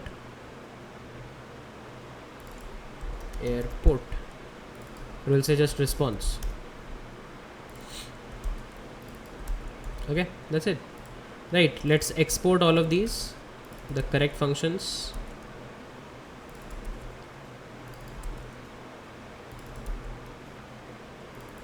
And here you go. So now we have set up our controller as well. You can see when we have basic CRUD, we are not going to do a lot of new stuff, right? We created a new service, and because you can see all of the things are pretty much same, so we are just going to migrate it like this, right? Pretty much simple stuff. And now what all we have to do, we have to just register these controllers for the corresponding routes, and we will be good to go. Our new airport service and I would say controller methods. I'll first of all export the controller. So you can see pretty quickly we are able to make all of the things if we have this prepared airport controller, as simple as that. Then what we will do, we will go to our routes, v1 routes. I'll create a new route file, airport routes.js. I'll copy everything from airplane routes I'll paste it here, and we need to get airplane controller. Middleware we have not set up, so I'll comment it out for the moment. Or let's do one thing. Let's first of all set up our middleware only. Okay. So let's go here. Let's create a new file. Airport middleware.js. I'll bring everything from airplane, paste it here, and now we have to do it for request.body.name. Something went wrong while creating airport, name not found. Okay, and then we have to do it for the code and the city ID. Code, airport code not found. Okay, and here it will be city ID. City ID not found. Okay, now what we will do is we will say airport middlewares require airport middlewares, and now let's come to the routes. Now instead of airplane middlewares, we have airport middlewares. I'll say airport middleware dot validate create request. Okay, and this will be slash airports. Okay, this should be airport controller. So airport controller dot create airport, airport controller dot get airport, get airports, airport controller dot get airports, and airport controller dot destroy airport. Okay, this looks good. And now inside our index.js, what we are going to do, we are going to say const airport routes is equals to require dot slash airport routes. Okay, and then we will say router dot use slash airports airport routes. As simple as that, right? So now we have registered our route as well. Let's save it. Okay, and let's try to run the server and let's see if everything is a good to go or not. Npm run dev. Okay, we have it. Let's first of all try to create a bunch of cities. So I'll create, for example, Mumbai. We created a city Mumbai, New Delhi. Then let's say Bengaluru.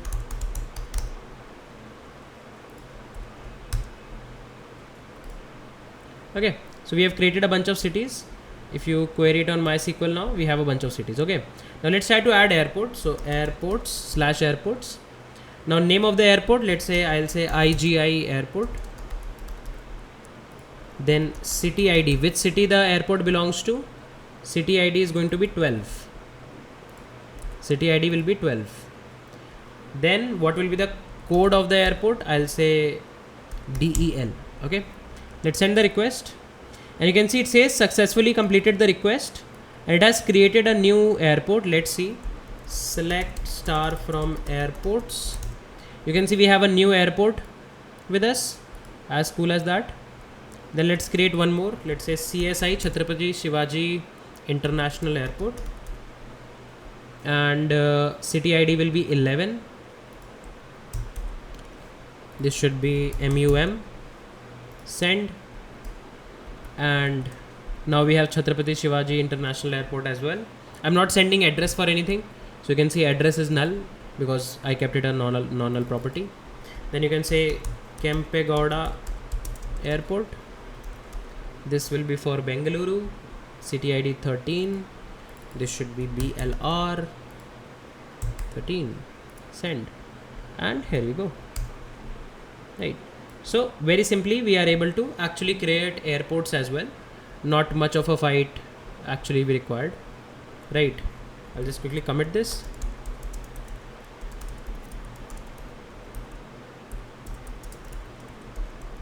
Added airport resource CRUD. Okay, so now if you will go to GitHub,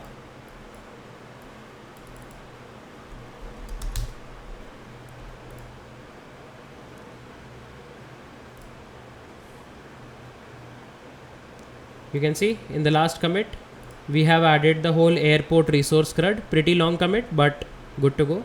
I want to create a new issue here, that implement update airport API. Okay, this is something that you can consider as a takeaway assignment, so that you can implement one API in the airport resource as well, right? Just quickly let's go through it. The airport middleware, first thing is airport middleware. We are going to validate the create request of airport middleware. How? We need the name property, it's a mandatory property. Code property is a mandatory property. City ID is a mandatory property. If you don't pass anything in among these three, then we should return a bad request, and that's what we are actually doing here, right? Then you actually go to the controller, airport controller.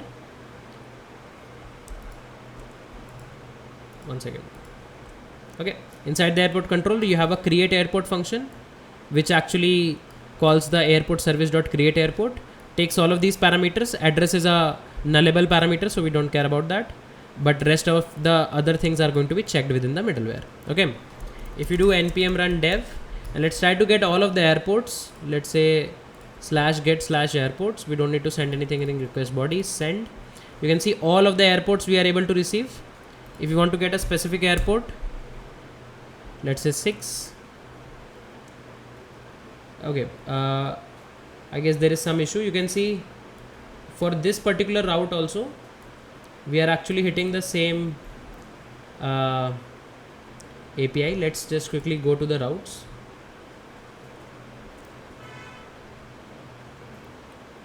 Airport routes. Okay, see, my bad, I'm routing it to the same function. It should be .get airport. Get airport, that was a bug. If we send now you can see we are just getting the Kempegowda airport. So this was a bug. And then similarly destroy airport will work in the similar way. I'll just quickly add a commit. Generally it's a good practice to in your commit message to mention that whether a particular commit is a fix or not. So generally people just directly write rectified the controller mapping to the route for get airports, right? But this doesn't actually signify whether this was a fix or what. So generally it is a good thing to put labels in your commit messages. So you can actually say fix, that means this particular commit is going to go as a fix, right? And then you can press enter. When generally whenever you are making a feature request or making a new feature addition, you can actually say feat, FEAT : and then write your commit message. So anyone at any point of time when they read the commit messages, they can very easily get the idea that whether it's a fix or whether it's a feature. But I believe we have very gracefully implemented the airport CRUD as well. What we're going to do is we are going to implement our flight APIs that are going to be important. Why? Because in the whole flight service, the main agenda is nothing but to make sure that the user are able to see new flights. They can make some filters. They can add a filter that, okay, I want a flight of this particular price or greater than this price, less than this price. Different type of filters they should be able to apply, right? This is something that what we want as a major criteria. Okay, they should be able to arrange it in ascending order, descending order, something like that. Okay, so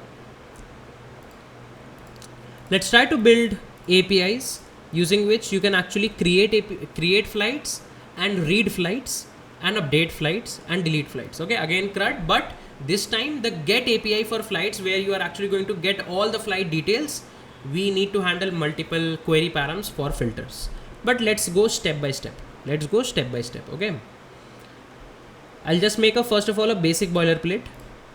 I'll say flight repository.js. Okay, I'll copy everything from airport, copy, paste. We might need to do some more things here, but we will do that later, no problem. I'll say flight repository. We get a flight model and flight repository is ready. I'll require it from here. Flight repository is ready. Cool. Now let's go to services. Let's create a new file, flight service.js. Okay. What I'll do is I'll copy everything from airport service. I will remove these functions because later I'll do custom implementations. I'll remove these functions for the time being. I'll just keep the create one, and that too I'm going to say create flight. Okay. Create flight. Okay, and here we need to get flight repository. So we need to require flight repository and create an object out of it, and we'll say flight repository dot create cannot create a new flight object. Okay, for the timing I'm just keeping the create flight function because get flight function we are going to write in a custom way, right?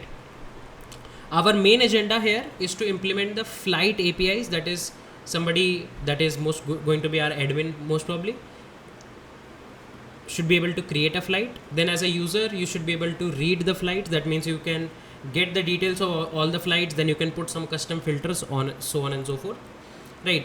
The part such that user cannot delete a flight or create a flight is going to come up in authentication and authorization. That we can implement later, no problem on that part. Okay. But for the timing, let's prepare the CRUD, and the main thing is going to be that get flight function. Let's go to flight service and export it. Require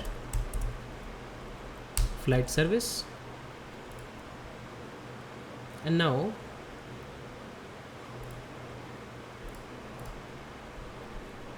we'll say flight controller.js. I'll copy everything from airport controller, but I'll remove the destroy and get functions. See, I've removed the destroy and get functions, so we don't need to export it. Here we'll say create flight. Okay, create flight. We'll say slash flights. Flight. Now we need flight service dot create flight. Okay, now let's see what all details we need to create a flight. Now flight should have a flight number, so let's add it. I'll open both of them parallelly. Okay, so we should have a flight number, request.body.flight number. Then we need to have an airplane ID, request.body.airplane ID. Departure airport ID should be always there. Arrival airport ID should be there, right? Arrival time should be there. So arrival time is request.body.arrival time. Then there should be departure time, request.body.departure time. There should be price, request.body.price, and then there should be boarding gate. Okay, there should be boarding gate as request.body.boarding gate. Okay, boarding gate can be null as well. And let's have total seats. Total seats as request.body.total seats. Okay, this looks good. We are going to export create flight. Okay, makes sense. Okay, right. So this is going to be the flight. This is going to return us a flight object, and we should be able to create it. The request body here should look something like this, that we have a flight number, Then we have a airplane ID, right? Then we have a departure airport ID, we have a arrival airport ID, we have a arrival time, we have a departure time, we have a price, boarding gate, and total seats. Okay, flight number can be something like UK 808, right? Airplane ID can be A380, departure airport ID may be 12. Okay, I'm just writing a request body structure so that anybody can read it. Arrival airport ID, this should be ID, let's say 11. Arrival time, so we'll be having, let's say 11:10 something. Departure time 9:10 something, right? Price will be, let's say 2000 rupees. Boarding gate can be gate number, let's say 12A. Okay, total number of seats, let's say is 120, something like this. Okay, this kind of a request structure will be there. And now let's close it. We should export our flight controller. Require /flight controller, pretty redundant. Let's go to middlewares, create a new middleware, flight middlewares.js. Okay, I'll copy everything from airport middleware, paste it here. Now we need to get all of those properties which are not null, so I'll open it here again. Flight middleware. Okay, first is flight number should be always present. Flight number not found. Airplane ID should be present, so airplane ID not found. Departure airport ID, departure airport ID not found. Okay, let's copy paste it a bunch of times. Okay, let's come back. Departure airport ID is done. Arrival airport ID not found. Then arrival time,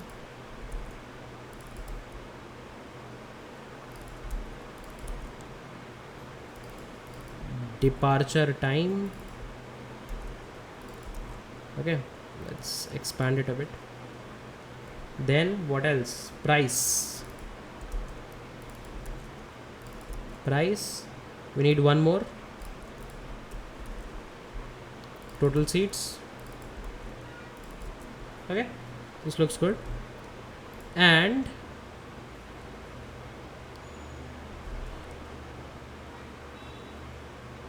while creating flight, okay, or let's do one thing.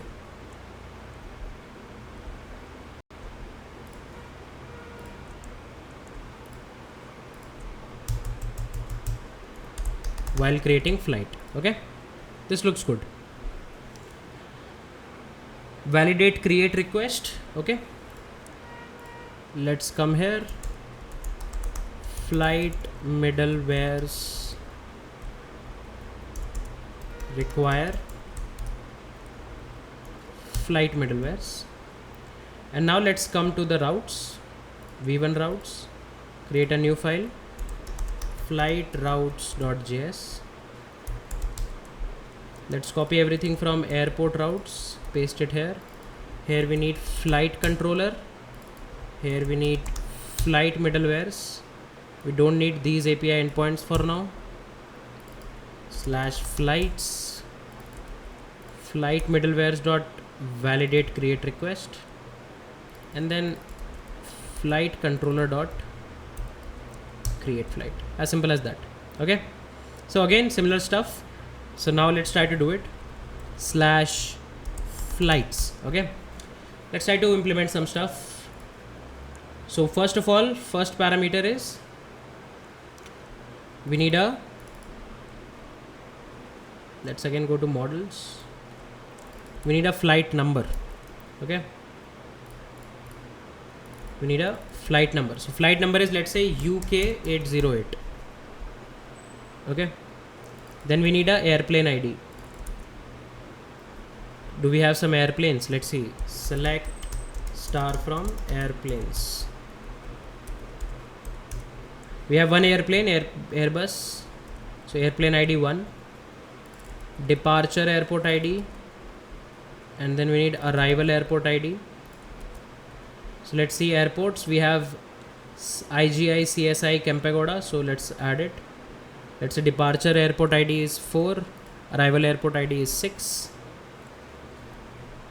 Okay, then arrival time and departure time we need. Okay, so we need to add it in the sequelize date format. Okay, so let's see, sequelize date format. Let's see how it is. This is a typical sequelize date format type, right? Something like this we can actually have. Okay, let's try to write it. Let's see if it will throw an error. We will see that. Okay, so for example, this is for year, month, date. Okay, year, month, date. Let's say month is August. For August, for 4:33 we are going to, or let's say 4:30 we are going to land, and let's say we are going to take off around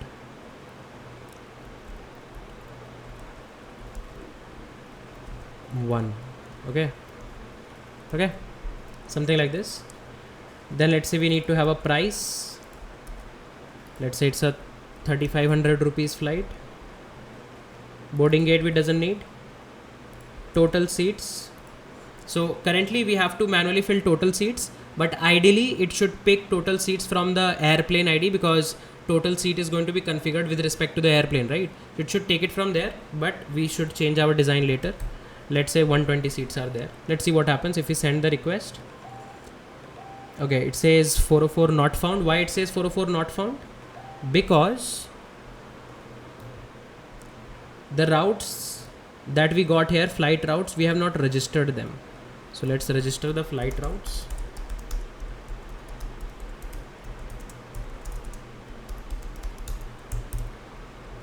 Flight routes, we will say router.use/flights flight routes. Okay, so new flight routes will be registered. Let's try now.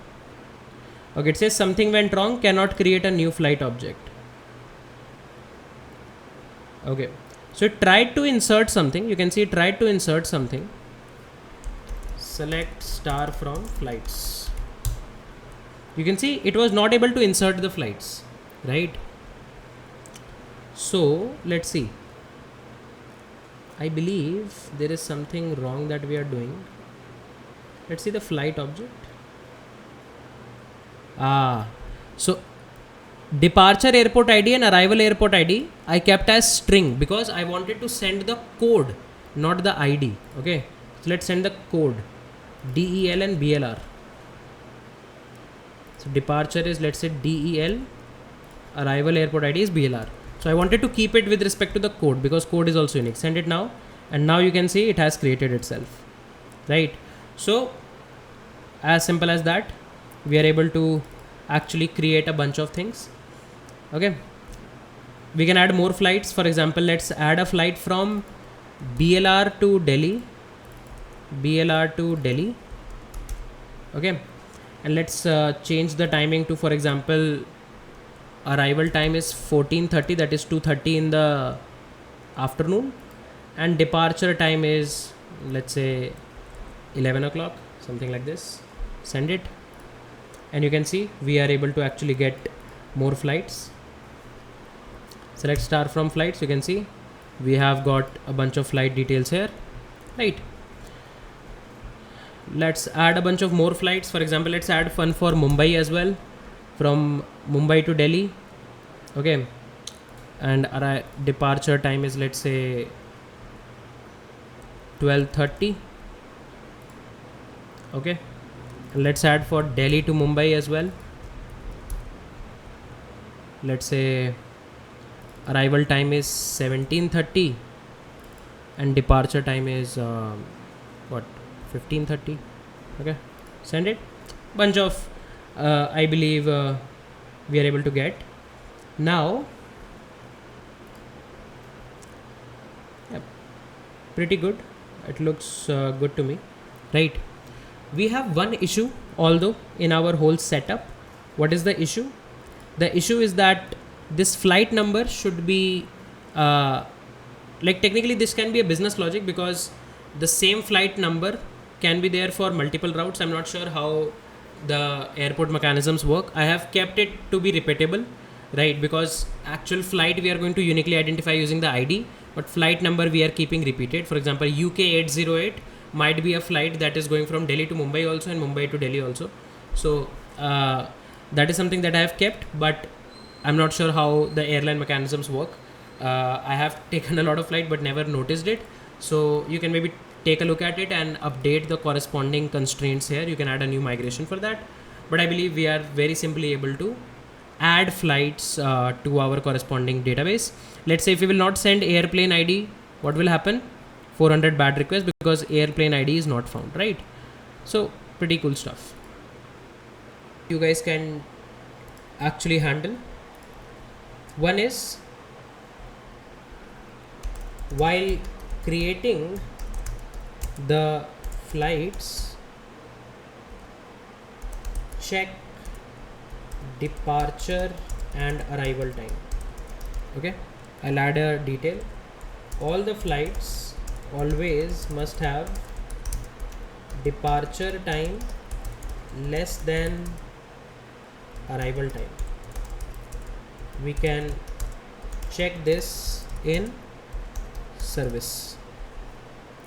Okay, this can be one issue that you can actually take, right? And it's going to be pretty easy to implement, to be very honest. If you go to flight service here, you are getting this data. Before you actually start creating the flight, all you have to do is just do that check. Okay, you can convert this date time that you are actually storing in the database, into a corresponding date for JavaScript, and then you can compare two dates. You can actually very easily Google it, compare to date time in JavaScript. Okay, and you will get a bunch of solutions. You can see, you can go forward and try to implement any solution. What you can actually do is you can actually make a custom library, because this same check you might have to do multiple times, and it's not a business logic check. It's kind of like a utility function that you have to build, that let's say if I get two date objects and we have to actually compare them, that whether they are following the right format or not, you can actually do that. Or let's even do it. Let's even try to complete this issue. Let's try to complete this issue. I believe it should be a good to go. So what you can do inside utils, you can see there are utils, right? What I can do is I can actually make a new folder, helpers. Okay, inside helpers I'll create a new file, date time helpers.js. Okay, and maybe there we need multiple date time helpers. One of the helper that we need is going to be compare time. Okay, what we are going to get is time string 1, then we get time string 2, and then we'll say let date time 1 is equals to new date time string 1. So we'll create the JavaScript date object, and then date time 2 is equals to new date time string 2. We'll create the other time string object, and maybe we can return date time 1 dot get time greater than date time 2 dot get time. Okay, this utility we can build, and from here we can do module dot exports compare time, right? And you can actually even try this utility. For example, let's say let's create a new flight. Okay, let's create another flight from Delhi to Mumbai that is going to start from 15 and then going to land at 17. Okay, Send it. Okay, now this is the date time object that we are going to get. Let's see what happens if we populate this in JavaScript. So this is a date time string that we are going to get from our database. Okay, let's say we create new date object with this string. Let's say d1. You can see this is a new date object that we created. This is the arrival time. Okay, and then using departure time also, let's do it. Let's say d2 is equals to new date and put the same string here. Okay, now you can say d1 dot get time. See, now you will get the time in milliseconds, right? And similarly you can do d2 dot get time, and then you can actually compare these. d1 dot get time is greater than d2 dot get time or not. See, the arrival time is greater than the departure time. And what are these milliseconds? So these milliseconds are called as the epoch time. So if you read about epoch time, right, you can see it is the number of milliseconds that have passed since 1 January 1970. So for example, if today is the date of May 16th 2023, 9:30 p.m. So since 1 January 1970, how many milliseconds have gone? We will get that number in millisecond. And let's say there is another timestamp of 10 p.m. So since 1 January 1970, how much time has been spent? You will get that milliseconds. And of course 10 p.m. milliseconds will be more because you will be having more half an hour more.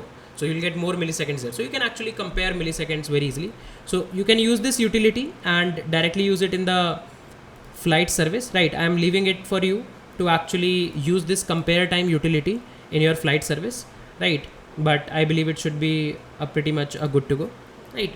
So try to fix this issue, right? I have given you most of the hint. Try to fix this issue. This will be a pretty simple exercise to implement.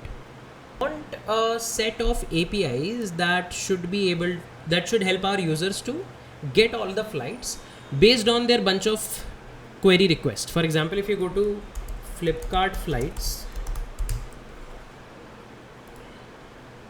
right, let's try to make a book now. Okay, so for example, from Mumbai to Hyderabad, this particular date, 1 adult, 2 adults, economy class, you search for it. If you see the URL, then inside the URL you actually get something like a trips parameter. Trips is equals to Bombay to Hyderabad. So we are going to construct a query param where it is going to be separated by hyphen. First parameter is the departure airport code. Second parameter is the arrival airport code. Okay. Then travelers is equals to 2 -0 -0. Why -0 Because they have segregated number of adults, number of children and so on. We don't have that level of segregation, so we can just say, let's say 2 travelers or something. Okay. Then you can see trip type one way. They have also incorporated that there can be a 2-way ticket as well. That is, you also book for the return. It's going to be a very simple implementation to go, right, and so on. So you can see a bunch of price filters here and there. Then you can see they have a price filter as well. So you can see now price is equals to this hyphen this. That means from 18,452 to this. This is the minimum price and the maximum price. So you can see how they are actually sending the filters. We can actually send our filters in the similar fashion, and you can see these filters are query params. See, these are not URL params. These are query params. These are coming after that question mark. So we are going to implement something similar to that, right? So what I'll do is I'll go to airport service. Sorry, not airport service, flight service. Okay. And even before that, I would like to go to flight repository. And here I'll write a custom function, get all flights, right? This is going to get a filter object. Okay. Inside our repository, you can see this is get all flights, and it is going to get a filter object. Okay. And then in the similar way, how we implement get all, we will implement this, where instead of saying this should be an async function, instead of saying this dot model, we will say flight dot get all, and we'll put a custom query where, and we will pass this corresponding filter object. Okay, corresponding filter object. So this filter object should be a JavaScript object, and in SQLize you should build it something like this. If you go for operator, right, we should build it something like this. See, attributes, or if you see in the where clause, this kind of a filter we have to actually build. Okay, this is something that we intend to do. Cool. So let's first of all try this. And let's see what we can actually do. So first type of filter that I want to implement is from source to destination. Okay, from to. So you can say, what I'll do is I'll come to service. Okay, I'll come to this service, flight service, and most of the heavy stuff we are going to do here. We'll say async function get all flights. I believe I wrote get all flights only there, right, in the repository. Get all flights. Yeah, cool. Get all flights, and then we are going to get a bunch of filters. Okay, the first filter that we will get is going to be something like trips is equals to Mumbai to Delhi, something like this. Okay, so what I'm going to do is I'm going to create a filter object. Let custom filter is equals to an empty object. Okay, and we will say that if filter, or I would say, let's not call it filter, let's call it as query, because we are going to get it in the query params. So we'll say if query dot trips. Okay, trips. If query dot trips exist, that means we are going to get a string like Mumbai to Delhi, right? We need to actually separate it out based on the hyphen. How can you do that in JavaScript? Very simple.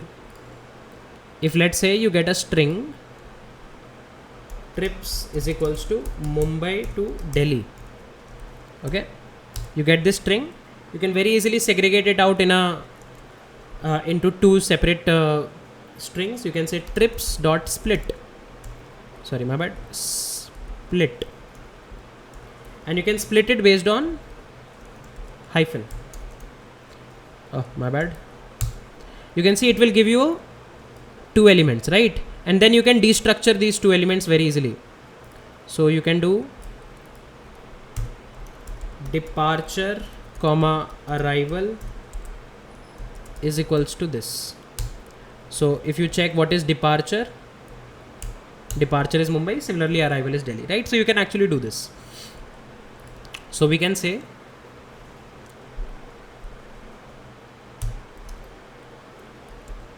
departure airport ID comma, let's get the exact name from the models, departure airport ID.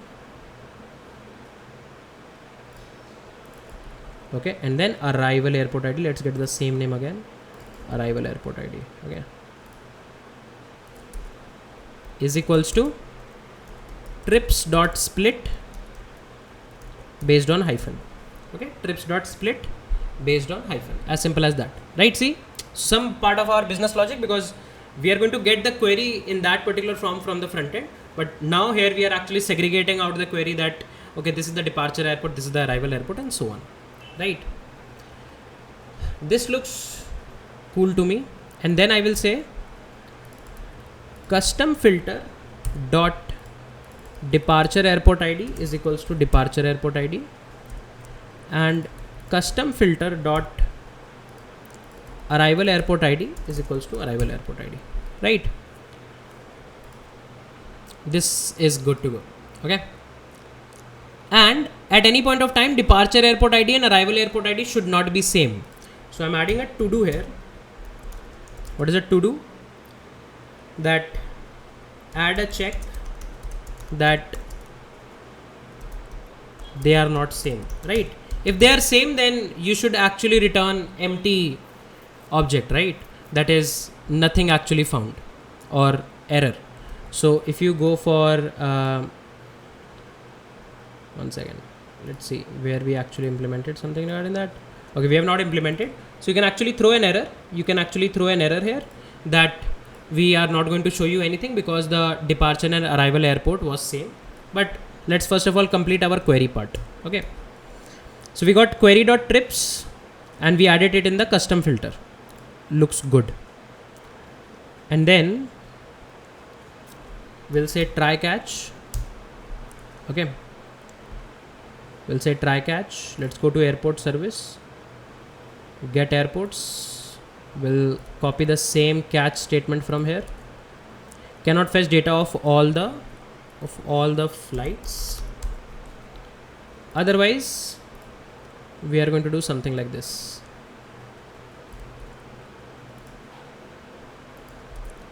Const flights is equals to flight repository dot get all flights. So we have a new function, get all flights, which expects our custom filter.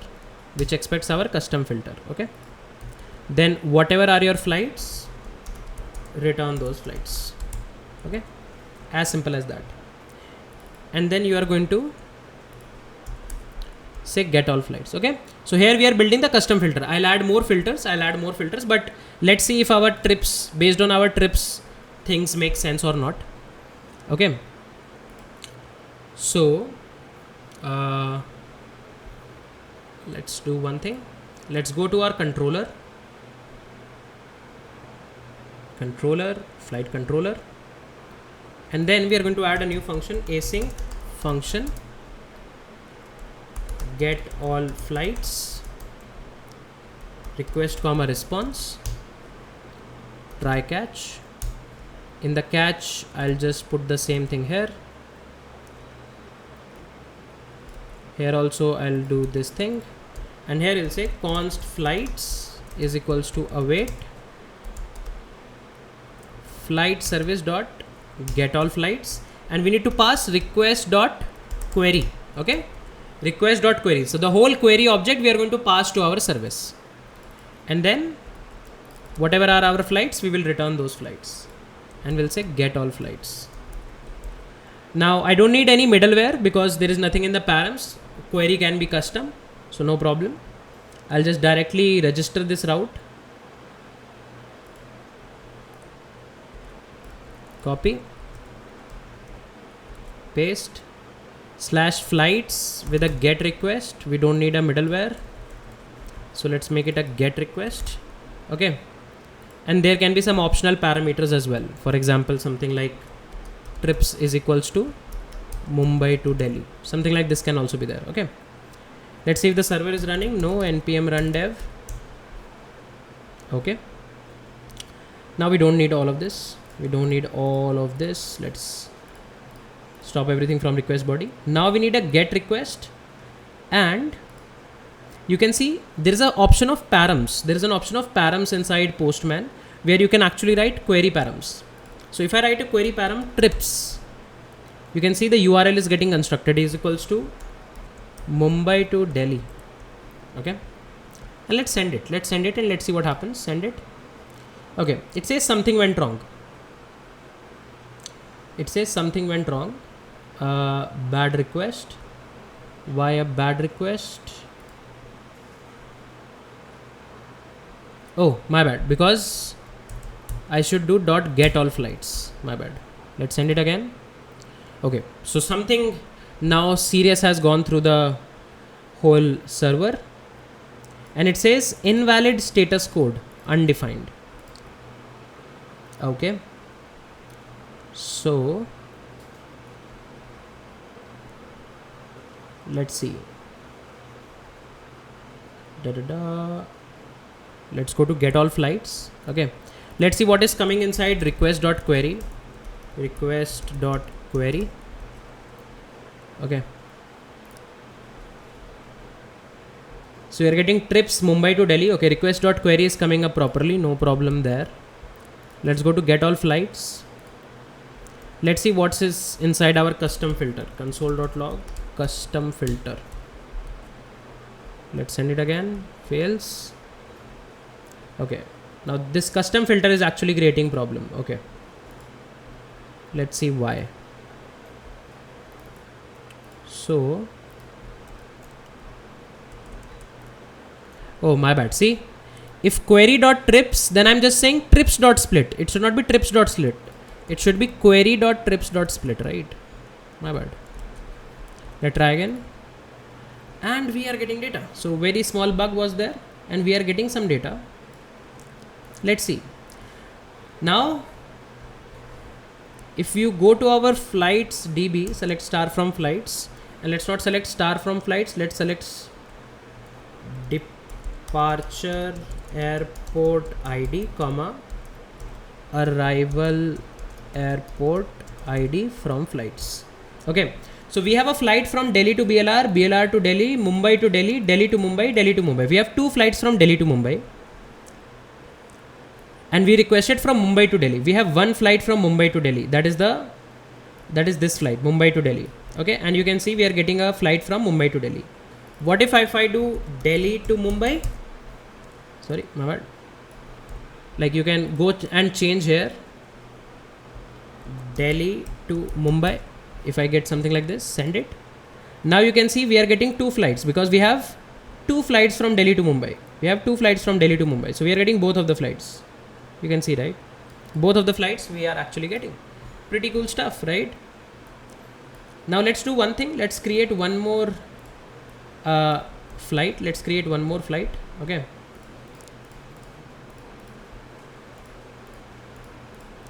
From Delhi to Mumbai only, let's create one more flight. Let's call it as 803. Let's change the price to 5500 and let's change the time to, let's say, 19 and 17.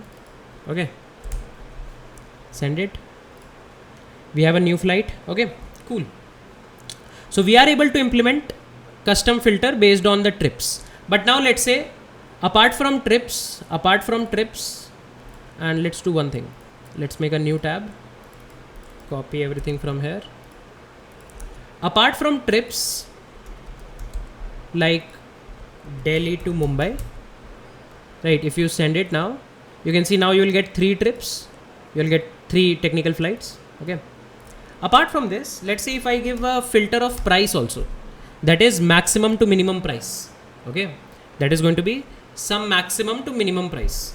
Okay. So I want to get something like, I want all the flights from 1000 to 4000 range. I don't want anything more than that. I don't want anything less than that. Okay. So let's say how we can actually implement this filter. So here you can actually say if query.price, I can do same thing. Min price, comma max price is equals to query.price.split hyphen. Okay, so we'll get min price and max price. But now I cannot just say query.price is equals to min price or query.price is equals to max price. No, there is a custom sequelize operator that we need to use. That is between. That our flight should be between this range, right? We need to add something like this. So I'll get the sequelize operator, const op is equals to require sequelize. Okay, and then what we can actually say is that we need to build a query where price is within this range. Okay, let's see how can we build that. So we will say custom filter dot price is equals to op dot between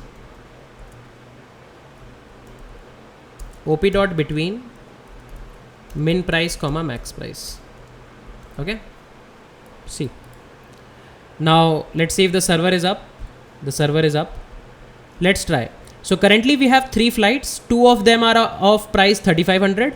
One of the flight is of price 5500. So the last flight should not come if we are sending the max and min price like this. If we send the request, okay, you can see we are just getting 2 objects, right?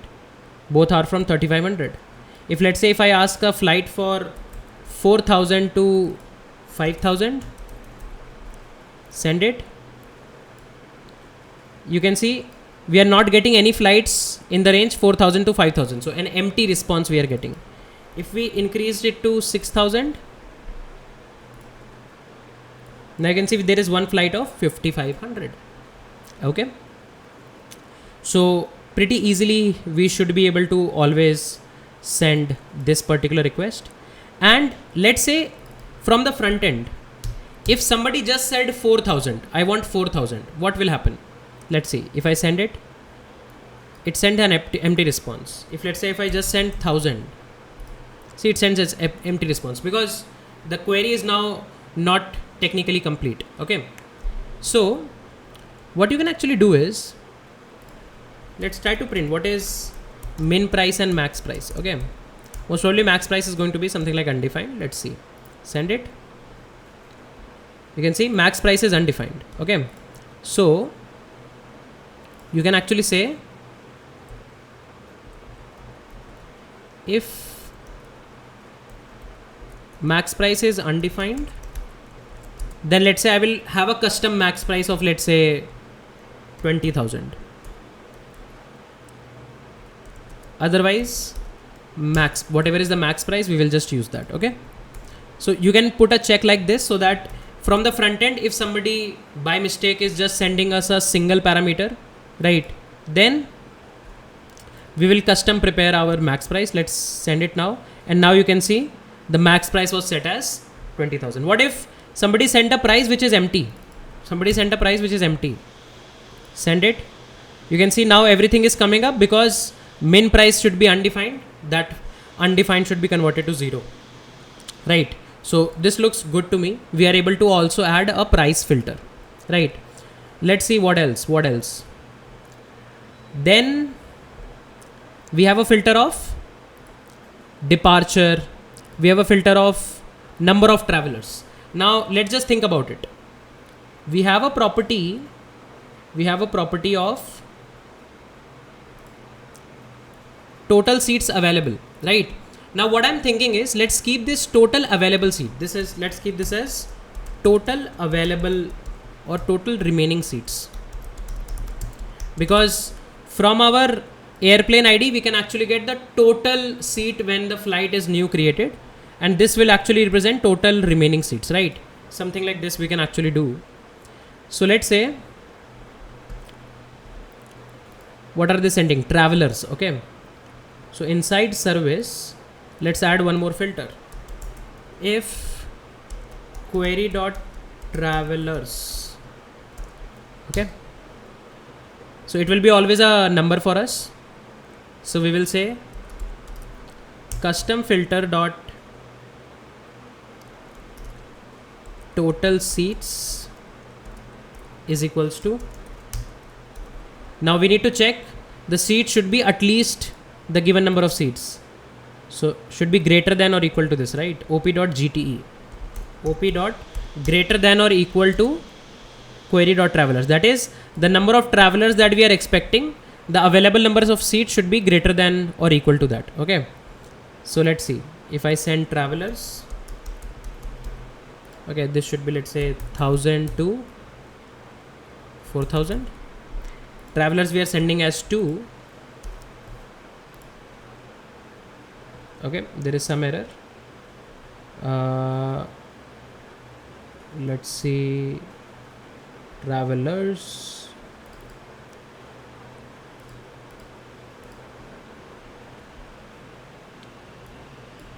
Thousand, 4,000. 1 second. Something is going wrong. Okay, this OP should be in caps. OP should be in caps. Okay.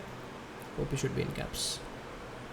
And you can see currently both of the flights are coming. But let's say I want to book seats for 200 passengers. Okay. Then you can see none of the flights are available where 200 passengers are available. Okay. So this op.gte means greater than or equal to. That is, the available number of seats should be either equal to the number of travelers expected or greater than that. Okay. So you can see this is how you can actually put custom filters very easily, right? And you can see it's pretty cool. You can actually segregate it out in a separate function altogether, right? where you can write a function create filter that can be segregated out in a new function, and then it can return you a custom filter very easily, right? So now what do you need to do? You need to also put filters for arrival time and departure time, right? So again, op.between can actually help you. What you are actually storing here is, you can see arrival time is a date time parameter, departure time is a date time parameter. Okay, so now let's see we have for Delhi to Mumbai. So let's start from flights, where departure airport ID is equals to Delhi and arrival airport ID is equals to Mumbai. Okay,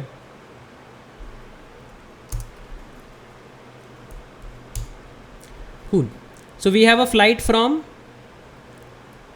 10 to 12, 9:30 to 11:30, and then 11:30 to 1:30. Okay, so let's say I want all the flights where the departure time is from 10 o'clock in the morning up till the arrival, the departure time is after 10 o'clock, from 10 o'clock or after 10 o'clock, and departure time is arrival time is let's say less than or equal to 1 o'clock. Okay, so technically we should get these two flights only. Okay, so let's see how they are actually sending it.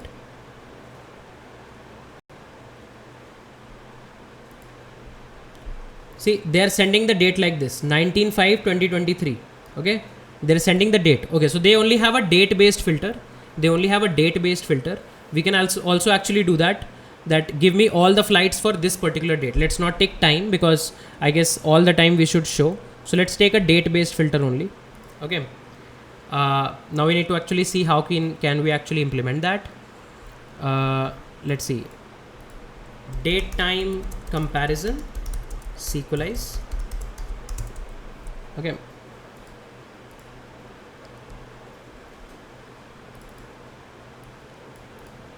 okay, I guess less than or greater than should help. Okay, so now what is the parameter that they are sending? Okay, in the trips parameter only they are sending the date. Can you see? In the trips parameter only they are sending the date. I don't want to club it there. I will send the date separately. So I will say if query dot trip date. Okay, if query dot trip date, then we'll say custom filter dot departure time is equals to op dot greater than or equal to query dot trip date. Okay, but trip date is going to come up directly like this date we are going to get. Let's see if we are able to parse it or not. Okay, trip date, and let's say our trip date is what, 2023-08-17. Okay, so 2023-08-17.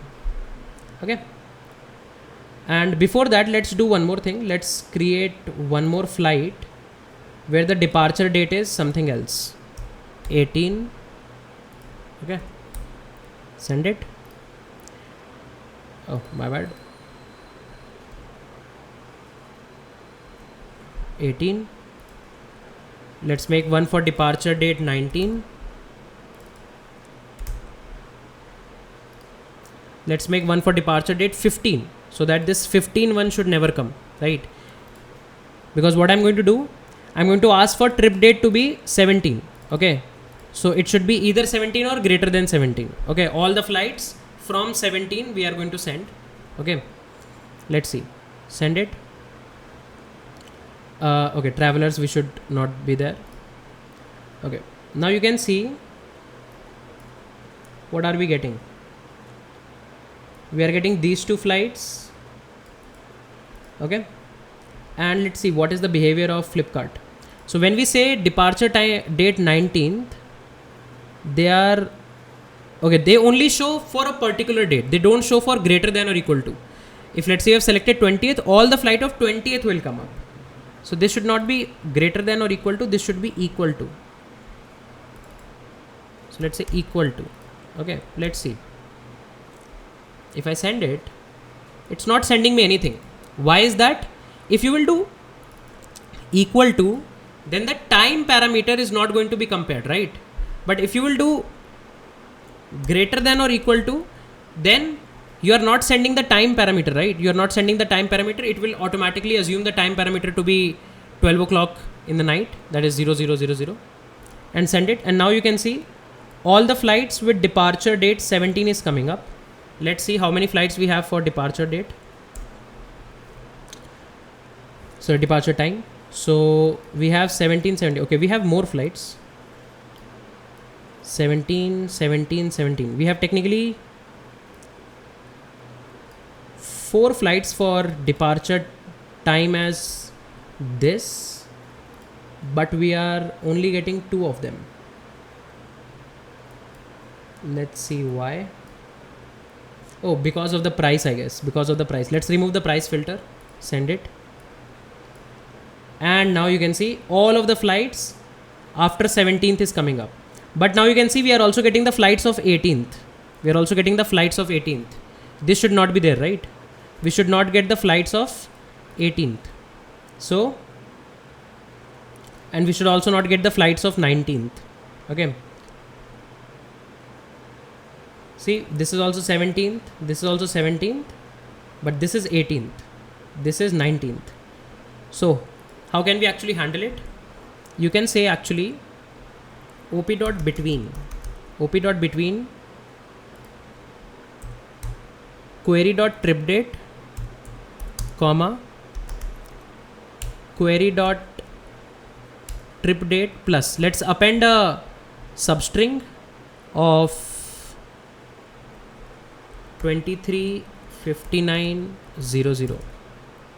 Okay, 235900. Let's save it. Let's run it now. And now you can see you are not getting any flight which is departing after 17th. Okay. Now this is not a very good way to keep raw strings like these. So I will say const I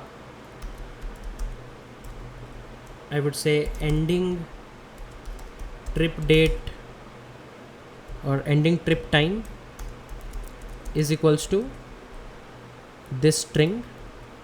Okay, and then we will just concatenate this string. I'll just concatenate this string. Okay, as simple as that. So what I did, I said query.tripdate. This is going to be, let's say 17th of August 2023. I don't have any time, so time will be automatically 0000. It will just take automatically that. And the ending time I'm sending as 2359. That is the last minute of that day. And you can now see we are getting the correct answer. So we are also able to put filters for date. So now let's say if somebody wants all the flights which are going from Delhi to Mumbai, which have at least 2 seats available, and the price is from 1000 to 4000, and the trip date is actually this, and send it, you will see all of the flight recommendations we are going to actually get. So we are able to implement some pretty cool custom filters very easily using the implementation that is given in front of us. Is actually, so let's see, you can see there are more filters that are sorting based filters that you can actually sort by price, right? You can order by price, or you can order by departure time, or you can order by arrival time, right? This functionality is missing. And if you see the query, you can see at last they are saying sort by arrival DESC. If you do price, then sort by price ASC. Okay, so let's implement something like this, that we can get more query. That let's say if query dot sort by, okay, what are we getting, sort by or what?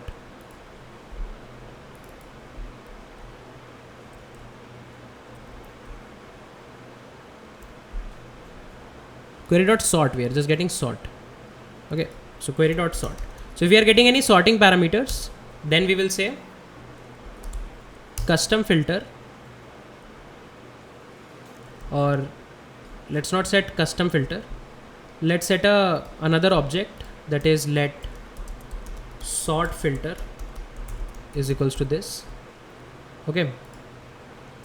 And then what I want to support is, I want to support something like this. For example, I can say and sort is equals to, let's say, departure time ASC, right? Something like this. And then let's say there can be comma separated values. For example, you want to sort by departure time ascending order and price descending order. So comma price underscore ASC, something like this, right? See, something like this I want to support. So what I'll do is, I'll first of all say let params, or I would say const params is equals to query dot sort dot split based on comma. Okay. So first of all, what we will do, we will split it based on comma. What will happen if you split this string based on comma? If you have a string like this, and if you do s dot split based on a comma, you can see you'll get departure time underscore ASC, price underscore ASC, right? Now, very easily, what we can actually do here is, we can actually iterate over this array and create our custom filter, that is custom sort filter for every particular parameter, right? Let's try to do that. And if you go for sequelize, in sequelize you have a sort, or I would say order parameter. You can see if you query for order, you can see just like how you put where, you can say order, and order is going to be an array. Inside that array you can say which parameter and what type of sorting, and you can even give custom sorting functions like this, right? You can see order by this, and so on, right? You can see order this, see. So the elements of the order array can be a string, an array, an object, lot of things. Okay, so let's do this. So we will say const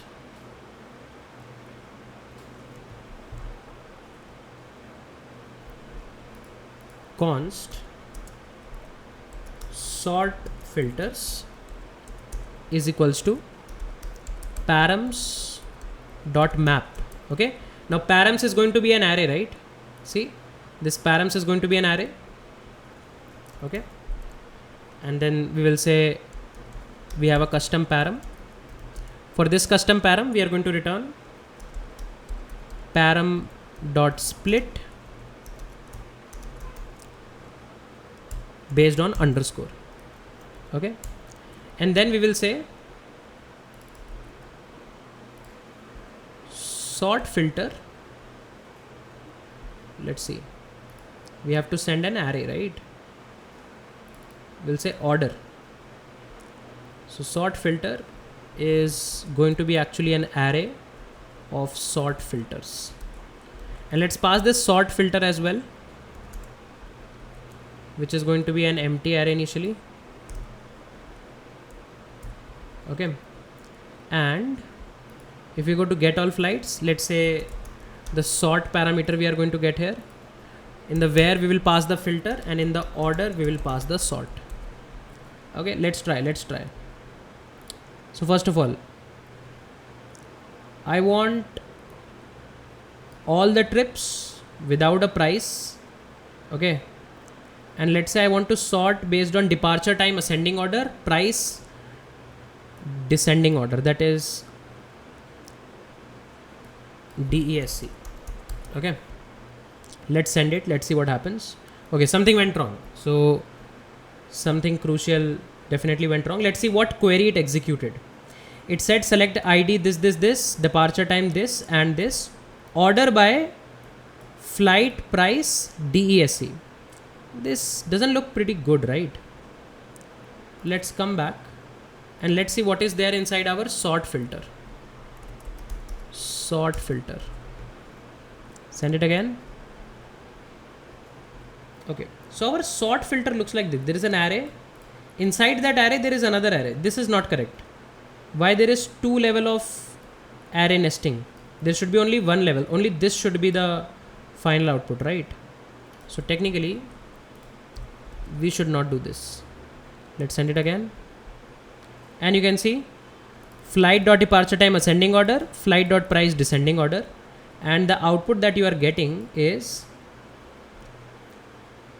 departure time is 9:30, then departure time is 10, then departure time is 11:30, so on, right? And if you see the price is so there are no two flights with the same departure time. You can see there are no two flights with the same departure time. So of course flight is not going to be arranged based on the price. The price filter will only come into the picture when there are two flights with the same departure time. If now let's say I change the filter or change the sorting criteria to be price, send it. Now you can see price descending order, 5500 coming up ahead, then 3500 coming down, right? As simple as that. So you can see even sorting mechanisms we have implemented in a so much clean fashion, right? Just based on how other websites are implementing, we just took a reference and we were good to go. And you can actually see it is rendering a pretty cool select query as well. So we'll say git add all, git commit -m, feat added filters for get all flights, git push, and we are good.